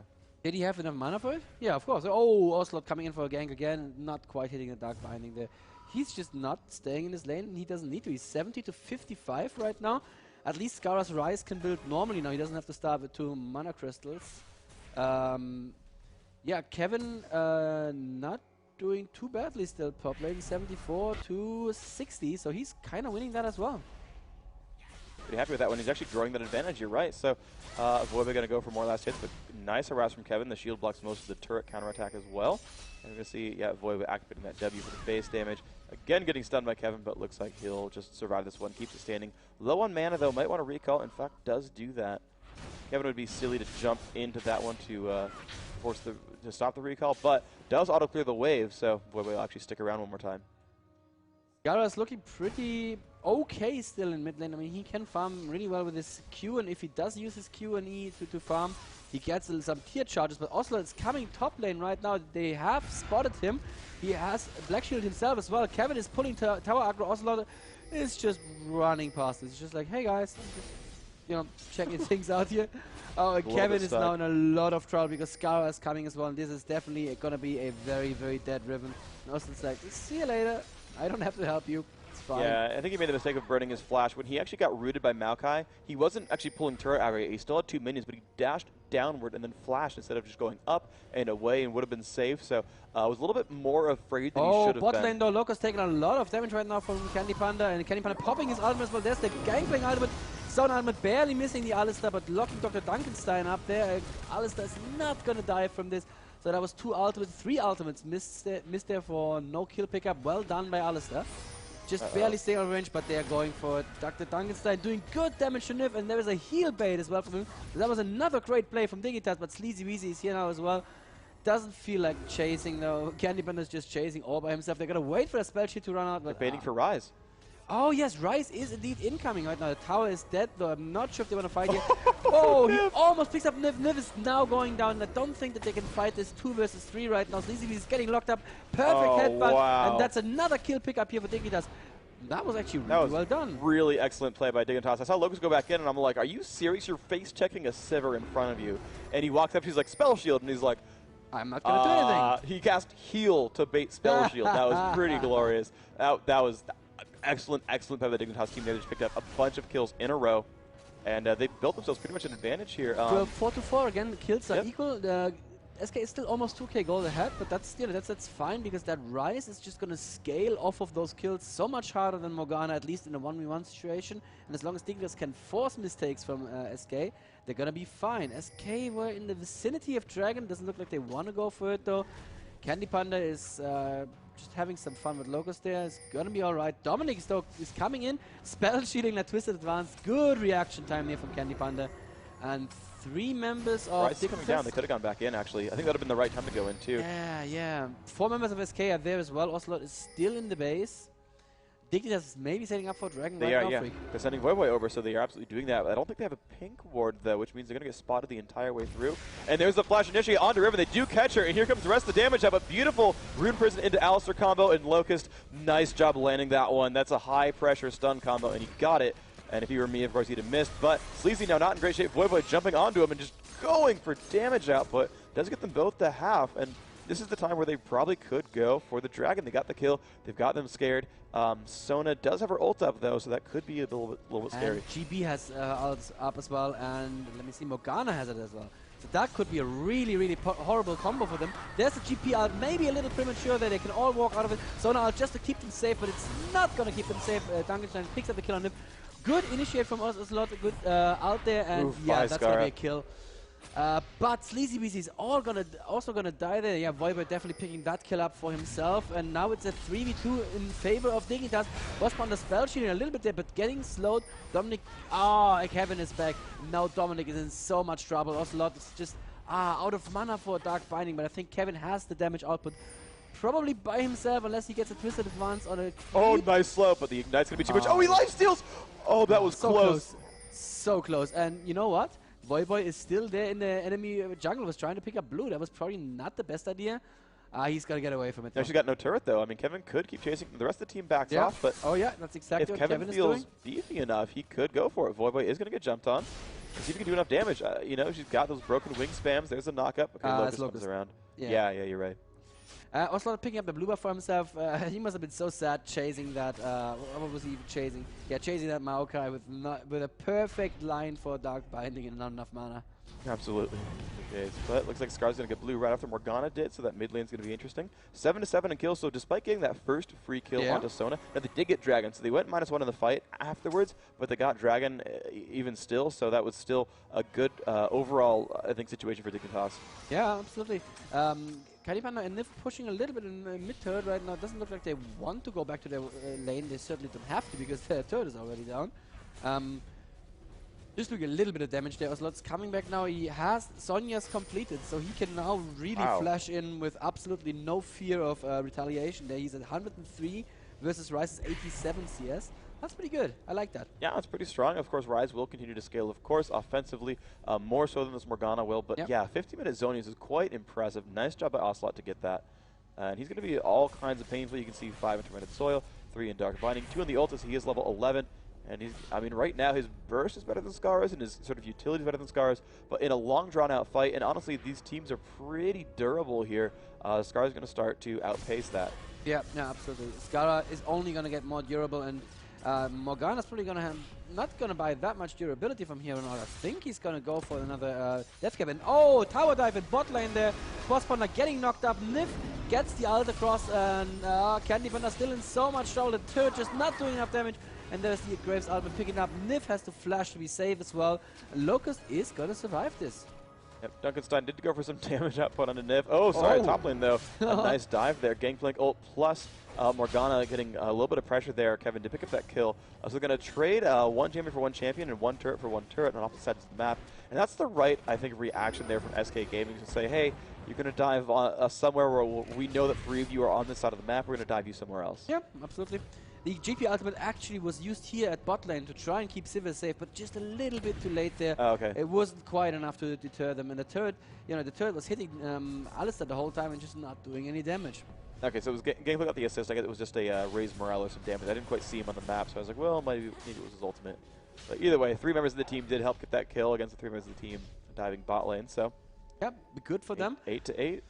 The advantage for SK Gaming, though, is slowly melting away. They're now only 800 gold ahead. That's practically nothing. Practically nothing. You're absolutely right. And we're going to see if Scar's going to keep pushing up to that turret. You can see Morgana, again, auto-farming those ranged minions. She's going to face tank the melee ones. Oh, Kevin may be in a little bit of trouble. If Dominic has flash, there's the flash into Twisted Advance, into his cube. And that's probably, yep, Kevin falling there. Was a little bit too far ahead. At the same time, though, Ocelot in a bit of trouble. Locust and Scar finding him there mid lane. He is going to be okay. Lands the Dark Binding into Tormented Soil. So he's happy enough right now. Yeah, he's going to do okay. Scar going to keep going for these minion kills. Again, he really wants to scale. Once he gets his Banshee's Veil, he'll stop dying to Morgana so much. He does have Merc Treads now. It's going to help a little bit, but he still is going to want some more beef to be able to withstand that. The last fight was the story of Morgana basically soloing him with her full combo. And ooh. Yeah, exactly. Very Dark Binding. Yeah, almost hitting there. Actually, Morgana did max Tormented Soil, and that's just what you do when you want to auto-push the lane. Also, I think in a team fight, it's just so great. You have 2-3 enemy members standing in there, and that's just, really, really cost-efficient there. Yep, very much so. So we're going to see, they're going to push in for the turret. Now, they're down 1 kill, SK. They're actually still up 200 gold, and they're just going to go for the pressure on this turret. Dignitas does know about this. They are grouping up, but they have no Rise right now, and Loki just took a bunch of damage from Morgana. It's not a happy place for him. Again, oh, wow, look at that pressure from Sivir and Gangplank. But Max heals 180 health. He's going to get himself back up before too terribly long. Voyboy's going to get mana.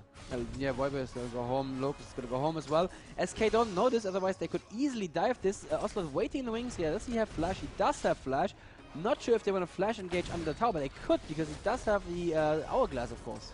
And I think they're just going to take the tower cleanly, which is, also a good choice. We're out of minions to tank it, though, so Dignitas did a good job of clearing that out. 300 health left in this turret. Scara baiting a little bit, I would say too much. You never know what they're going to kind of come up with, but looks like he's okay for now. Does have that Glacial Shroud. I would have done Banshees over Glacial just for the magic damage durability, but I trust him, of course. That's what Alex did in the prior series, though. Riven Sivir GP, that's a lot of physical damage. Okay. I'll give you that. And, almost hitting a Dark Binding again. Oh, good. Actually, especially a little bit too early. CZVZ getting focused. He is flashing out. He is going to be safe, though. Dominic taking too much damage there. Ocelot with a very, very good ultimate. Dominic falling down to tower. Kevin is going to... Oh, he's flashing out, but he's still dying there. And now it looks like the fight reset a little bit.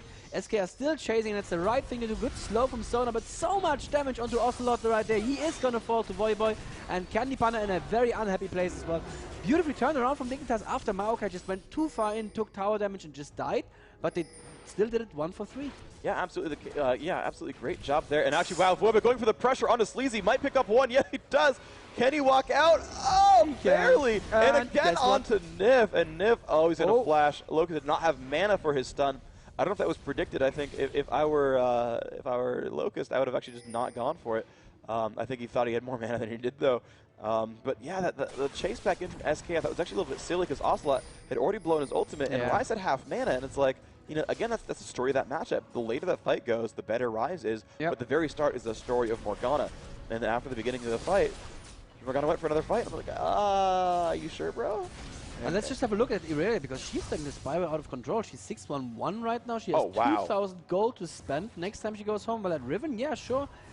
She's been doing better on CS, but, you know, she's still 1,300 gold behind her because of just all those kills in Irelia. And absolutely, wow, just Voivod doing a phenomenal job. I think my word, by the way, is absolutely, while yours is unfortunately. Absolutely. That and Dunk. We're going to go with Dunk a little bit, but... absolutely. Yeah, Irelia 6-1 carrying the game. Better nerf Irelia. Yep, that's exactly what we're going to do, guys. Tomorrow, you just watch us, because Freak and I do all the hot fix removed from game. Yep, there you go. Problem solved. Proper nerf. Can't be played. Oh, and at the same time, Voivod gets caught by a Dark Bind. He takes a lot of damage, but she can just tank it and jumps onto Ocelot there with his ultimate on. Kevin gets Twisted Advance as well. Good ultimate from Maokai, but also good ultimate from Ocelot. It's not enough, though. Both top laners have fallen now. Dominic very, very low, but Cleezy Weezy falls next.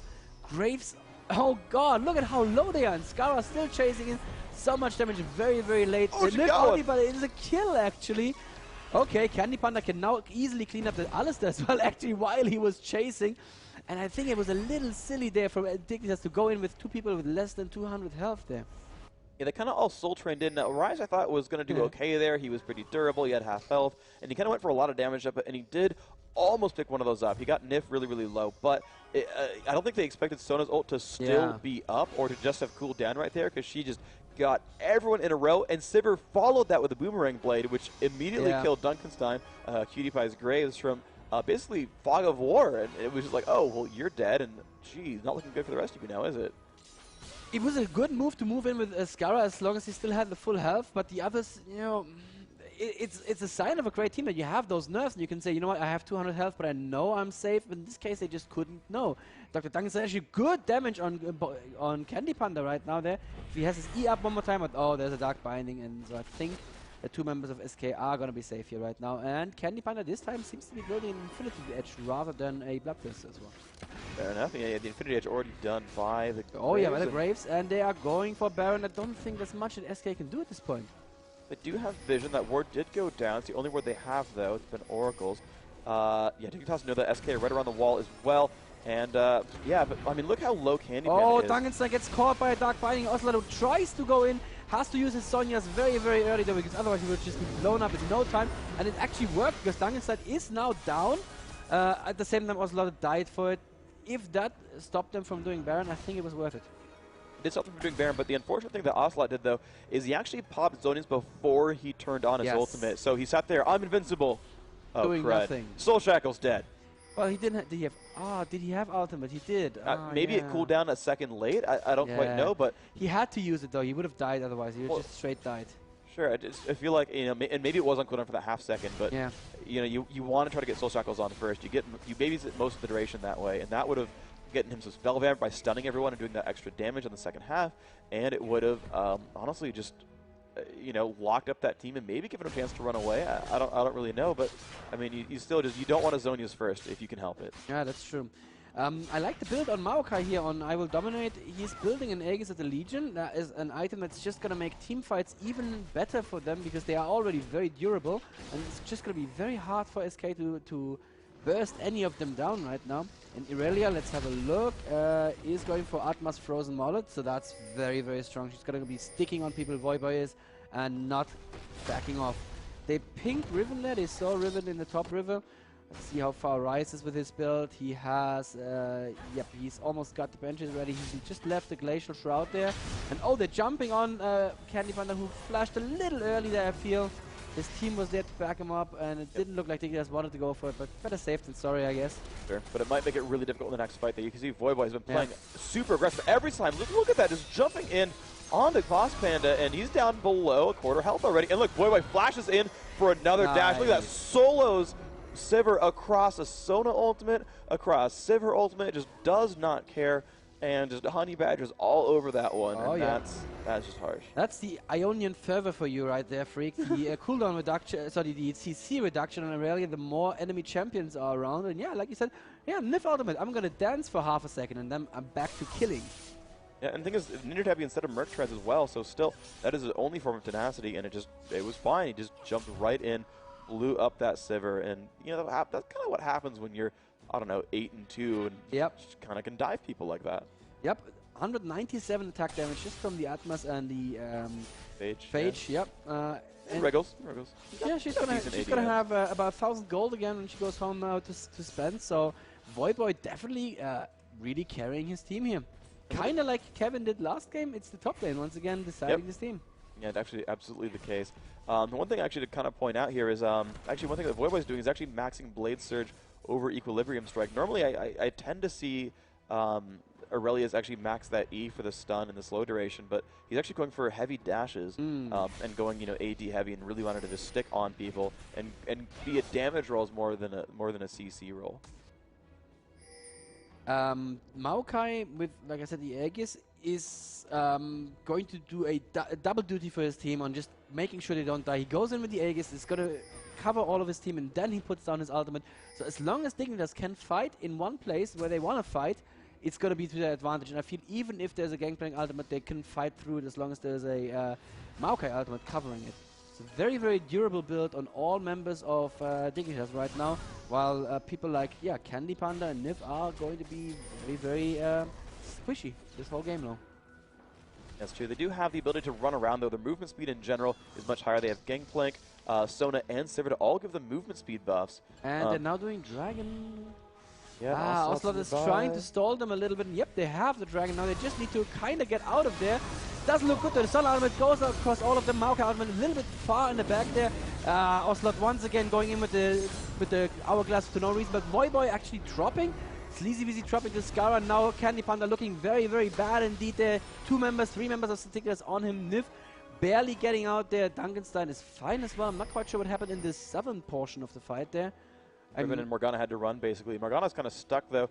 Well, see if she can juke properly through the brush.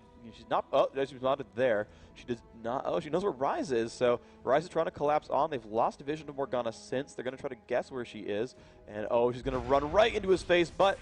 Oh, good Black Shield. And, oh, the amazing Dark Binding as well. She's getting away, and she's going to retreat into her team, so Onslaught with a good escape there. Good knowledge to know that Ryze is going to show up there, get that Black Shield on, and stay safe. 19-4 the kills in favor of Dignitas at the moment, but now they are 800 or rather 700 gold ahead. So it's still such a close game, Freak. Anything could happen, but I feel that SK have been getting initiated on this entire time, even when they were ahead, rather than actually dictating the flow of the game and initiating. Yeah, absolutely true. It's basically been Shirelius Reverie into Maokai Twisted Advance. Alistar follows up typically, and they're just like, hey guys, damage output. And it's been enough for him. Graves bursts in, Ryze just keeps just churning out damage. Aurelia's been just massive this game, has been sticking on people, and that's been phenomenal as well. Yeah.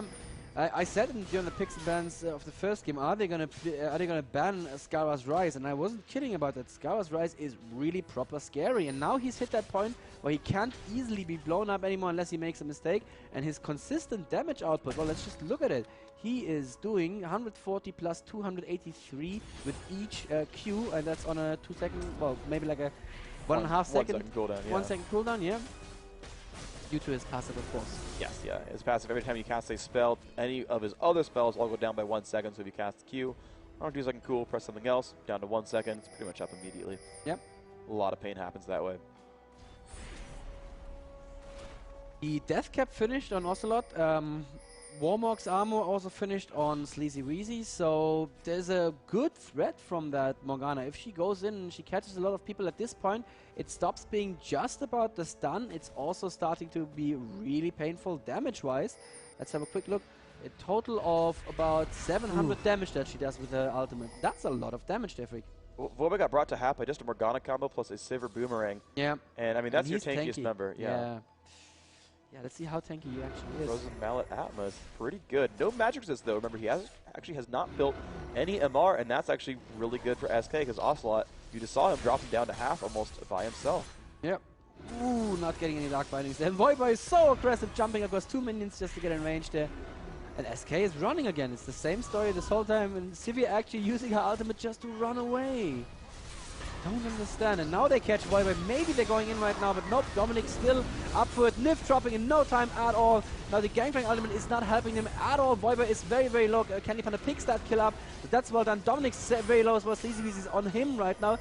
Kevin is on Dr. Duncanstein, who flashes across to the race, so that was well done. Kevin now on Skara, but Skara is so tanky. Also, is almost out of mana, and they're going back in onto Candy Panda, who just shot himself a little bit too much. They may get they get the kill on Locust, and they get the kill on Duncanstein as well, I think, but not before Skara picks up Sleazy. And now it's Oslotter versus Skara. He lands the Dark Binding, so that's probably a dead Skara. Nope! He kills Oslot first and flashes across the wall, and if he's gonna be safe, I'm gonna laugh a little bit. Well, Nif is back alive. He's got to be careful because Nif will eventually show up. Kevin's like, I'll farm to know you can root me. And Scar will recall, and he can actually see that path in. It's going to be close. Suddenly, a Riven appears! And it's going to be safe. And she actually didn't check the brush anyway. So Yeah, she checked the other brush, I think. Survival. Yeah. So it's now 23-18 in favor of Dignitas, and even after that, it's still just a 1k gold advantage. I think this is the closest game we've seen all tournament. Absolutely. It really, really is. Vorbey got owned pretty hard early on in that fight. You can see started out 8-2, now 8-4. As you can see that Voyboy needs some MR or something to stay alive in these fights. He's starting to die a little bit. It is just Morgana doing damage, but if the Morgana catches you with a Dark Binding into a Tormented Soil, that's going to be a lot of hurt if you don't have any MR. Let's actually have a look at that. Morgana is right here, so the Tormented Soil is doing a total of, well, 885 plus 106, so there's 190 times 8? Times 5. That's 5. 5 seconds, yes, but that is 5, so that's a lot. Yeah, I'm just going through, and as we're waiting for the teams to regroup, you can kind of see everyone's stats up on the screen right here. Just going through everyone, you can see their skill order at the bottom as well. There's Aurelia, and actually it looks like we're going to have a fight pretty soon, so just kidding, hold on. Someone about to get spotted. Oh, they look okay. Let's go back through. Cooldown reduction on Rise, of course, 40%. That's almost mandatory. And just in case you didn't know, 40% is the maximum cooldown reduction, and the maximum cooldown reduction is 40%. So a couple of people who read a troll thread in the forums last week know what I'm talking about. Anywho, that was a guy who asked what the maximum cooldown reduction is, and he got like 5 pages of the exact identical reply. Which was? The maximum cooldown reduction is 40%. Oh, like everybody was saying it again and again and again. I thought they were gonna like go. It's 1. I mean 2. I mean 3. No. There was one asking what the. That would be good too. That would be good too. There was one asking what the cooldown timer was for getting an assist. Like if you want to go suicide to a turret, how long do you have to wait after taking damage? And someone was like, I'm pretty sure it's 5 seconds. Because like, I'm pretty sure it's 10 seconds. Actually, I'm pretty sure it's 15. And it went up to like 735, and it kept going. Is it 10? It's 10 or 15. I actually forget which. All right. Okay. But it's one of those. One of those. SK have pinged the dragon. And I'm moving in right now. Sivir Ultimate actually used to pick up the dragon in no time at all. Look at that. That was quick. Wow. Bye. Yeah, insta drop on the dragon. That's going to put them much closer in the gold race. They're actually up 2 turrets as well, so SK are doing a good job of kind of controlling this map. Yeah, actually, even though Dignitas seem to be ahead, SK aren't doing too badly, although they're still running away from them all the time. They need to proper initiate. I mean, SK need to catch someone in the Dark Binding and go in off of that, whereas Dignitas can just, run in and bully them. Well, I mean, that's the scary thing, though, is if they run in with either Gangplank or with Riven, either one can get blown up. Honestly, Riven's not that durable, only 100 MR, and, okay, yeah, 2800 health's pretty good, but, I mean, Raz can get through about half of that in a couple seconds, and, you get jumped on by Aurelia, etc., and there we go, Dignitas finally starting to clear out some of these outer turrets. It's taken them a long time, but now that Dragons finally died, they've gone for it. Picked up one, they're going to ping back. They want to pick up blue buff. I don't know if Rise needs it, as he's actually got max CDR without it. CDR, yes, which is 40% by the way. Pretty good on Riven and Graves, though. Yeah, absolutely. Or Aurelia, actually, they're going to let Aurelia have it, actually. So. Yeah, that makes sense. 4,000 mana, he's not going to burn through that. Looks like heavy defense spec as well. That 7.65 CDR was from some defense masteries, so. Good. In case you're wondering what his spec is, pretty high defense. Yep, that's what you want to do on Rise. You just want to be that tanky person who puts out consistent damage. Well, it's Aurelia. Rise probably pretty tanky as well, though. Oh, yes. Oh, Aurelia. Okay, that makes sense. 9 offense, I think probably 21 utility for Strength of Spirit. You can see 30 HP 5 without really any HP 5 items. It's probably 1 in Strength of Spirit, and then that 6 CDR. Yeah, HP per 5 is 30 on Rise. That's a lot of regen. Yeah, it's pretty decent. 6 health per second, not too bad at all.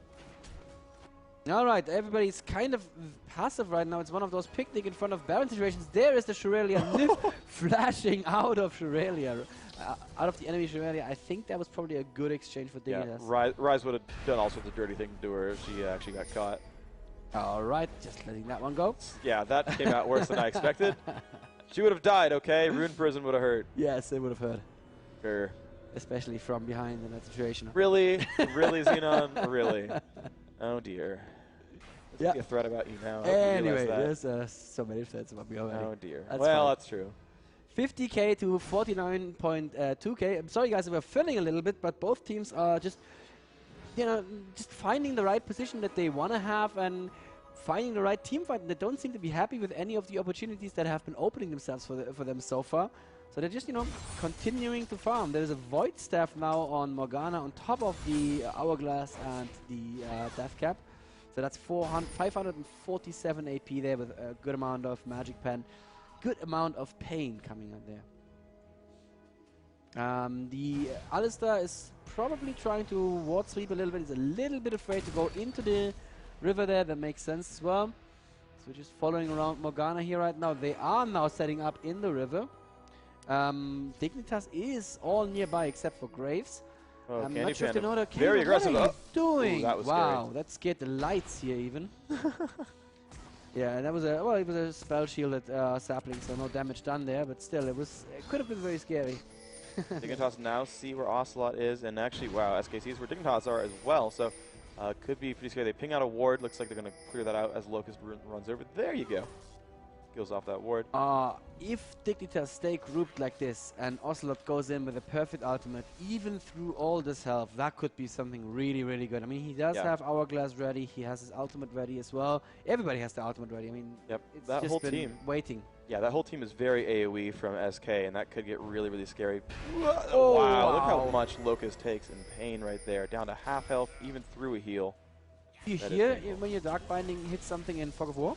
I don't know. I think he just always is spamming it out as like QW. Just if it hits, I'll hit him. So go for it. If you really pay attention, you'll see the projectile stop a little bit short. Okay. I don't believe you hear the hit sound. Okay. Yeah, but he can watch the replay and be happy to see that he just took half health of that Alistair with one combo. That's pretty good. And the gold gap is closing. We are now only like 700 gold at this point is nothing. Nothing? Yeah, pretty much nothing. 600 gold. 1% of all gold is different. Oh no, that 1% advantage. Yes, exactly. And I think let's just have a look at the gold distribution though, because a lot of the gold on Team Dignitas is on Skara and Voyboy, whereas on the other team it's... We get 11,000. Yeah. On the other team it's really Ocelot that took a lot of the gold, and the bottom carry, Candy Panda. The Graves, actually Graves is almost at the same level, so it's fine, guys. It's actually okay. Graves is also very, very painful and kind of AoE-ish in a team fight, but he can also take out one single person with his attack speed steroid very, very quickly. If he can stick, he'll keep that up for a pretty high percentage of the time. This should make you happy, Freak. Candy Panda built Infinity Edge into I Trinity saw Force. that. I did see the Trinity Force. I was pretty excited. Last Whisper, though, on Graves is going to be good. That means he's going to be better anti-tank than Boss Panda will. And Locust actually baiting off on the side. They're going to catch Candy Panda almost definitely. A stun off on 3. Candy Panda is in front. I'm surprised they haven't picked him up yet. Now Sleazy going to take some damage. A good Sona and Morgana going to hurt them a whole heck of a lot. Sleazy now in the back, and the pain off onto Locust. Locust might go down first. No, it will be I will dominate. But Sleazy has fallen as well. Looks like they traded 1 for 1. And Locust actually somehow surviving this. Voyboy just going in super hard on Kevin, but it's going to take a lot of damage. And the flash in from Candy Panda will pick up that kill. Wow. Nice job there. Duncanstein gets hit by a Dark Binding Ocelot, saving his team from a lot of pain there. And Rise a little bit hesitant to go in. They've still got 3, and I think they have the chance to get some good pain. And yes, they catch Kevin. Kevin taking a lot. Duncanstein not happy either, but a good stun in from Alistair. They're going to pick up 1. Looks like they've picked up that Sivir and Kevin as well. They've picked up 2 kills in this 3 versus 4, and now they forced Nif and Ocelot away. And they have enough power to go for Baron as well, but they're going to ping Dragon instead. Yeah, it's safer. It's safer, but come on. Once again, there was a fight. I was not quite sure where the overall theme from SK was. Yes, Ocelot went in with a very good ultimate, but where did Candy run to? Why did they get so separated? Why didn't they just stick together more? I think that Dignitas overall did a much better job in this team fight, just dominating the fight. And that just was rewarded in the end with the cleanup. And yeah, do not ever underestimate the cleanup power of a Rise. It's insane. Once everybody is low health, he can just go in and Rune Prison into Q people so very, very quickly. And he picks up that Dragon finally with the last bit of his mana, actually running down to 30. Somehow the Rise actually burned through all 4,000 mana. Wow. Means he was fighting for quite some time. Yes, you don't usually see that. That's one reason why Rises don't usually need to buy Mana Regen, because he is so much. And SK there checking the dragon and finding, once again, nothing but bitter disappointment. And will Dominic going to hold on and wait for Aurelia. Aurelia's going to get the blue buff again. Actually, she's going full attack damage here. You see a BF sword down the next pickup here. So she's still not building all that tanky. Did get a Negatron cloak that helps a bit, but yeah, she's building for the damage output, picks those off, and you can see 274 base damage, another 140 added with Blade Surge. I mean, she's basically just saying, I'm going to pick up this Sivir every time. And Sivir, 112 armor thanks to being around a Sona and having a Doran's shield, but honestly, pretty squishy. Actually, you know, isn't going to even duel that favorably against Aurelia. So, honestly, I kind of see that working. I really like that build from Void, but we've not seen that very often. Yeah. And yeah, we'll see how that pans out. Yeah, and Last Whisper, Infinity Edge, and Final Advancer on Graves. That is going to be a lot of pain. He has the Vampiric Scepter, so that's probably going to be a Bloodthirster next. Locust is still running, of course, all support, buying wards all the time. That's just how you do it. He did build a Warden's Mail, so that's going to keep him a little bit safer from Sivir. And Dignitas going for another Baron already. There was the Sivir ultimate used, actually. Is also not going to get in range for a Dark Binding. Nope, they dodge it. Good anticipation from Dignitas there, and I think they're going to be safe right now. Voidboy is still near the red. Is he doing red? Yeah, he's doing red right now. If SK knew this, they could have possibly gone for Baron. Very unsafe with Dignitas. Yeah. They actually just walked over a ward, and you know, they just sent Rise, and I mean, seriously, they're about to get caught. Yeah. Ooh. Loses about a third of his health to a single Dark Binding. Thankfully, he has life, but Voidboy gets, kind of caught there. Good twisted advance on Kevin. Is he going to be saved? No, he's not. Oh, they just blew him up so badly. Good Graves ultimate there in the end. Actually, Maokai picked it up. Graves ultimate definitely helped there. Yep. And that's exactly what Dignitas do. They have this one single target damage. That was Moscow 5 style. I mean, that was the hero kill hero. And I mean, he was so far ahead of everyone else too. I mean, Maokai jumped in from probably 1,200 range away from anyone else, and they somehow all caught up. They just like ran as hard as their legs could take them. It worked out there. They've got to be careful. While they're getting Baron, it's a 4v5, but they could get jumped on. They've got to be careful. Now, here comes the Shirelli's Initiate, but they're not going to catch Sleazy, but looks like they did catch Sivir, and Sivir is actually just as important. She does, in fact, fall down, and oh man. Yeah, this is going to look... Oh my gosh, wow, it's just Aurelia jumping onto Ocelot, 1v1. There's the Shirellia's, or the Zhonya's ult, and oh my gosh, boy, that's going to hurt you. Oh my gosh, will he actually kill Ocelot? And he's trying to lifesteal tank Sleazy now. That won't quite happen, but it allowed his team to solo Baron at that point. Well, solo as 4 of them. But it did make... wow. That I can't believe that actually happened. They just kind of face tanked 2 champions and got a kill out of it. Did he have the Bloodthirster before that fight, or did he just pick it up as he went back? I think he finished it there. I think he finished it by getting those Wow, kills. so it's going to be more scary now even. It's, okay, you know what, Freak? I'm going to go ahead and make a prediction right now. We're going to see a 3rd game. It's looking that way. They've built their advantage up to 4,500 gold. Yep. Such a huge lead. Yeah, and that's the Baron on them. They need to make something happen with it, but I'm sure that they can, because they are super aggressive and in the enemy's faces. And I like the Spirit Visage on Maokai. Whenever his passive procs in a fight, it's going to proc for even more. Yeah, the feel of these games, the feel of this game has been just, you know, aside from that about 5-minute lull in the middle, constant aggression and just very, very large-scale fights where you're not quite sure who's coming out ahead. Then it works out just barely to end up in Dignitas' favor. And with the Baron buff, this could be their time to push and actually get some real significant impact on the enemy structures. Ocelot was still buying in base, that's why SK couldn't even think about defending this turret, but I think they're going to defend the inhib turret successfully as well. The enemy team does have Baron, no, they have pinked bot lane. Irelia is going to pick that up, and they're going to say, okay, Irelia is not going to be with us anytime soon, so we shouldn't do anything. And Voidboy, let's just look at Voidboy farming, because it's so happy. Let's look at bot lane there. Oh, there we go, yes. 500 damage crits. Pretty, yes. Like a ton of lifesteal, 18% crit. That looks going to grow over time. He's filling his Bloodthirster as 300 well. attack damage. Yes, that is pretty good. Yeah, I'm starting to be really scared of Voidboy there. Skara, of course, doing a great job as well, just refusing to die. He built his Archangels now, but of course on Rise, that doesn't really matter that much. I mean, another 58 damage on Q, sure, that's not bad. But Rise doesn't really scale with AP, he really scales with max mana. But, you know, a little bit more damage, why not? And you're going to see as actually now they're going to actually let some of these other champions get some items. It's actually interesting that Maokai and what's his name, Alistair, actually pretty much getting the same items here. You can see that Shirellia's Randuin's and Shirellia's Randuin's, and they're turning those gold for 10s into large aura basic items. and it's working out for him so far. I wonder about Alistair might go Frozen Heart next.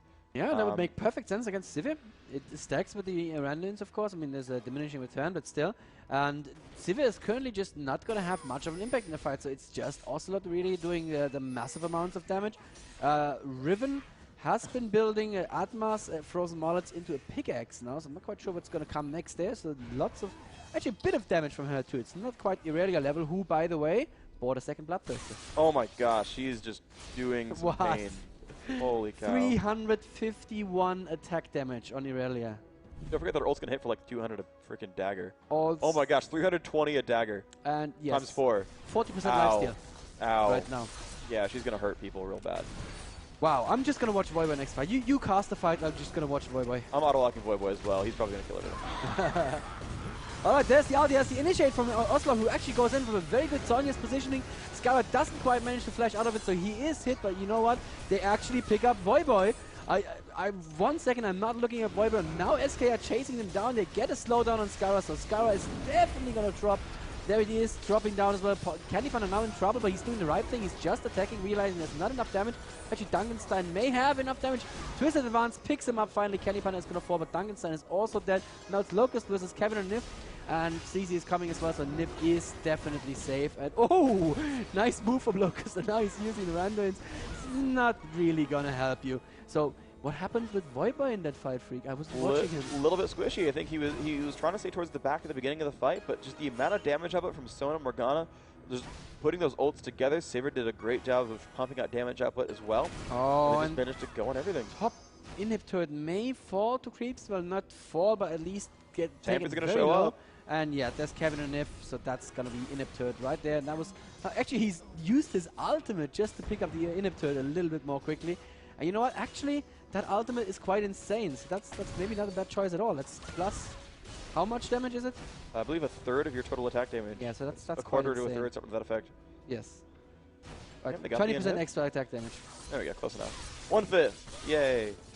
Third, I think, would be a little OP. Yeah, a friend of mine discovered Riven a while ago when she was still pretty new. He said, dude, it's ridiculous. I'm just farming top lane all day long. I pushed him home, turn him an ultimate, and killed a turret at the 15-minute mark, game after game. Okay, I guess that works. Fair enough. See Riven actually going for some items here. Pretty high on the minion kills. Look at the gold, and she's at 13,000 people. Actually, well, third place on her team. Not exactly tons and tons of gold. Oh yeah, just looking at the team gold here, it looks like Dignitas are actually a good bit ahead in the people that matter, like Rice, Voiboy, and yeah, 15,000. Cutie. Yeah. Yeah, exactly. That's a lot of damage there. 310 CS from that Graves, while Sivir is only at 276. And Dignitas going for a dragon. That should be an easy pickup. I don't think SK can get there in time. They're trying though, and oh, they're running in. The dragon is down, but there's the Sivir ultimate. Dark Binding doesn't hit anyone. SK should turn around right now because this isn't actually Dignitas split up. They could have chased this. Yeah, it would have been close, but yeah, I think letting a gameplay goal to slow them down, that might have been enough to jump on. They did split 2 and 3. You're absolutely right about that one. And that could have been a little bit of a scary place for Dignitas. They just lost one inhibitor. They could have gone for another push afterwards. Yep. We're going to see if they're going to wait for Baron or what they're going to do about this. But they've kind of lost ward control. You're going to see there's not a lot of wards now up in significant place for Dignitas. SK, though, holding a decent portion of the left-hand side of the map, which is around Baron, which is what they're going to watch most closely. Oh, Shurelius, for no apparent reason, just to get to the turret 2 seconds earlier. I guess it worked because the turret fell and SK didn't feel like defending it. Oh, Ocelot wasn't there. That's why. Now they're actually going in with the Gangplank ultimate, but Candy Panda getting focused so badly by Voiboy and Duncanstein. Same for Kevin, also falling sleazy now in a lot of pain. He's gonna get to the inhib, and oh, that's a good ultimate there from Morgana, catching a lot of people, but still Sleazy Weezy falls. They're almost diving Nif into the fountain. Morgana, though, doing a little bit to stop the fight going too badly. No, actually, she's not. Never mind, didn't say anything.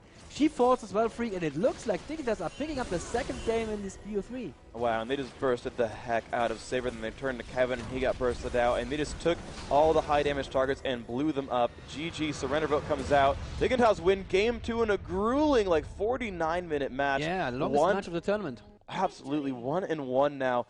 This series, the third place down to one final game. The Dignitas chose a real strategy with, double Bloodthirster Aurelia, and it worked out just under 50 minutes into this game. And that was just phenomenal play from them. They did such a great job. And look at that, Viper, highest gold in the entire game at 17.6k. That's, yeah, you don't see that often. Second most minions, 10 behind Graves. Just, I mean, the team fights were massive, and you saw them just kind of go back and forth, and it was so weird, too, because you saw SK win just the prior fight, and pretty much mopped that one up. They had, 2 to 3 that were still alive at the very end. They even had Sleazy, recall and come back in with full health, and they picked up the kills, and they took an inhibitor and a turret. And then Dignitas were like, well, okay, yeah, you kind of killed all of Riven's Bloodthirster stacks, so let's go team fight. And it worked gloriously. They actually won that next fight, and they got all 5. And it was because, again, as you mentioned, Ocelot was not in that fight, that Morgana was far away, and that's why they Shirelli's into the turret. And I actually saw that it was either Riven or Gangplank had recalled as well, and I think they knew that they don't actually have 5 in this turret. Go for the turret. Without a turret, you can fight an inhibitor on their base. It's not, a positioning disadvantage anymore.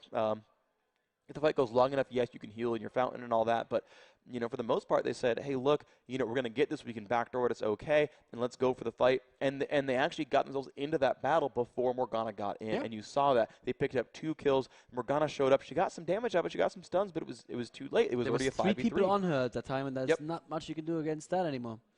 300 minions as well on Ocelot, so he didn't do too bad of a job there, but it just wasn't enough in the end. I feel Morgana has a great great usability. Not usability. That's not a word. There's a similar word. She stuns people. Utility. Utility. Thank you very much. Absolutely. Great utility in team fights, but she doesn't scale as much with damage as other AP carries do with AP. Like if you had a Kassadin or a Cassiopeia, that just she can't just win a fight with damage by herself. And Candy Panda got jumped on, Kevin got jumped on, Dignitas just performed perfectly here. Yep, they did an absolutely great job in those fights, and I think they really did the Moscow 5, C champion, kill champion. If anyone was in range to CC, they said, you know what, we're close enough that by the time your route ends, Alistair's going to get in there, or Rise is going to get in there, or Graves will smoke bomb or something. And they did enough that they jumped on those targets and they got them down individually. And it was the complete lack of hesitation. It was the full out kill this guy, and their entire fight strategy was go burst, go be in front, go do the damage right away. That's why Aurelia, she got frozen out, and that was, but she went Bloodthirster. Yeah. She went for the damage out, but she said, we're going to go for the kills. We're not going to go for, Wits End and Tanky and Randuin's and Shirelias. We have 2 Shirelias, okay, we're okay there. We have tanks. They'll get in there. You need to kill people. And it worked beautifully. They had, a hard CC. They had the Maokai ult to keep them alive long enough that they wouldn't get bursted down, and that was mostly the case. There wasn't even a heavy burst damage from the enemy team. Riven, her ult, it's bursty, but it's an execute. It does more damage later on when everyone actually gets low. Morgana has to wait for a damage over time from her puddle and for the second tick of her ultimate, and even in that case, she wasn't even in the fight in time. So when she did do 1,000 damage to everyone, she'd already lost 2 teammates, and it was too late at that point. Let me just interrupt you there real quick, because I want to talk about the bans already. I want to just get some predictions in. From my perspective, Dignitas played so perfectly as a team. There was not a single champion that was like the linchpin of the strategy. They couldn't ban out anything from this and just change the strategy. I mean, Dignitas could do this with a lot of lineups, right? I think, and you're right. There were a lot of superheroes there. I mean, all the main carries did great. Yeah.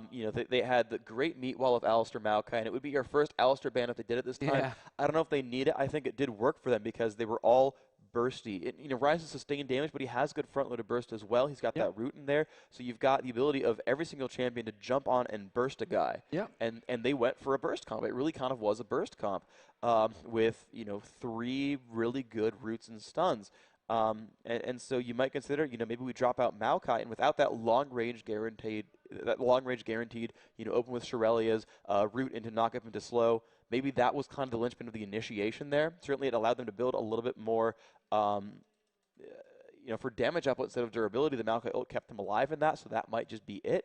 Alistair, I think, wasn't hugely massive and important for that one. I think Sona would have fulfilled about the same purpose there. Would have given her team more movement speed, and still has that dance, of course, for the ultimate. Would have worked pretty well. Looks like the players are actually ready. So I'm going to consider.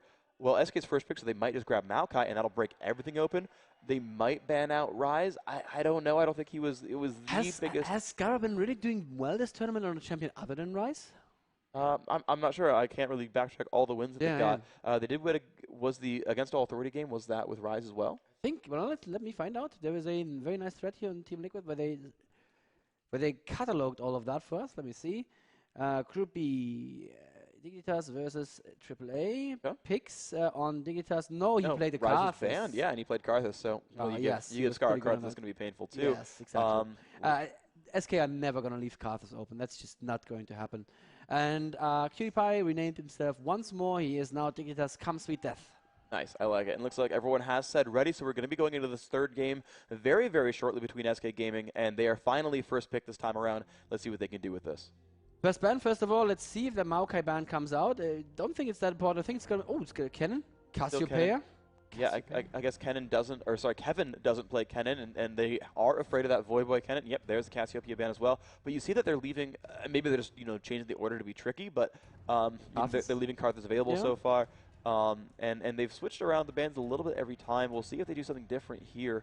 And if they want Kevin to play Aurelia, for example, and lock that one up, they certainly can first pick Graves instead of Saber, though I don't think Saber is, bad by any means. Yeah, exactly. No, yeah, those boomerangs were just amazing. They hit really hard. There's the Karthus ban. Yep, no surprise at all. So a lot of repeated bans there. Kassadin probably. I don't think they're going to ban the Morgana. I'm not sure. Did she have that much of an impact? Well, I don't know. Remember also that Dignitas gets last pick here, so they could counter the AP. I really think they can. So I don't think it's that necessary for them to go for a Kassadin there. They've left it in both times so far, and they've not picked it both times so far. We'll see if SK waits for the solo mid pick and then says, you know what, yeah, I can Kassadin against this. That might be the case. We'll see what happens. Rammus has been picked, banned. Sorry. Couldn't be picked. I don't think Rammus has been opened very often. He's a very, very strong jungler here. Just has these really, really strong. And there is the Rise ban. Yep. No. Well, I kind of saw it coming. Scara's really good on it. They banned his Karthus and his Rise, so all that's left for him to do, Freak, is to play Katrina. Or Veigar. Oh, that's true. Oh, yeah. Oh, I'd like to see either of those. Yeah, he's run some Swain a couple times too, though not to great results. They're leaving out a couple things open, though. There's the Sona availability and the Maokai availability. These champions have been pretty heavily sought after. Kassadin is open, and SK have first pick. But again, I just would not. Oh, nice. And the Trin band going to go back in there. They really don't want to deal with Kevin there. Kassadin first pick. Do it. That seems like the worst suicide in a competitive game ever. It really does. It really does. Yeah, but still. I think they do want to keep Kassadin in their back pocket, and they are going to first pick Aurelia. I predict Sona Graves. Maybe Maokai. I predict the Riot.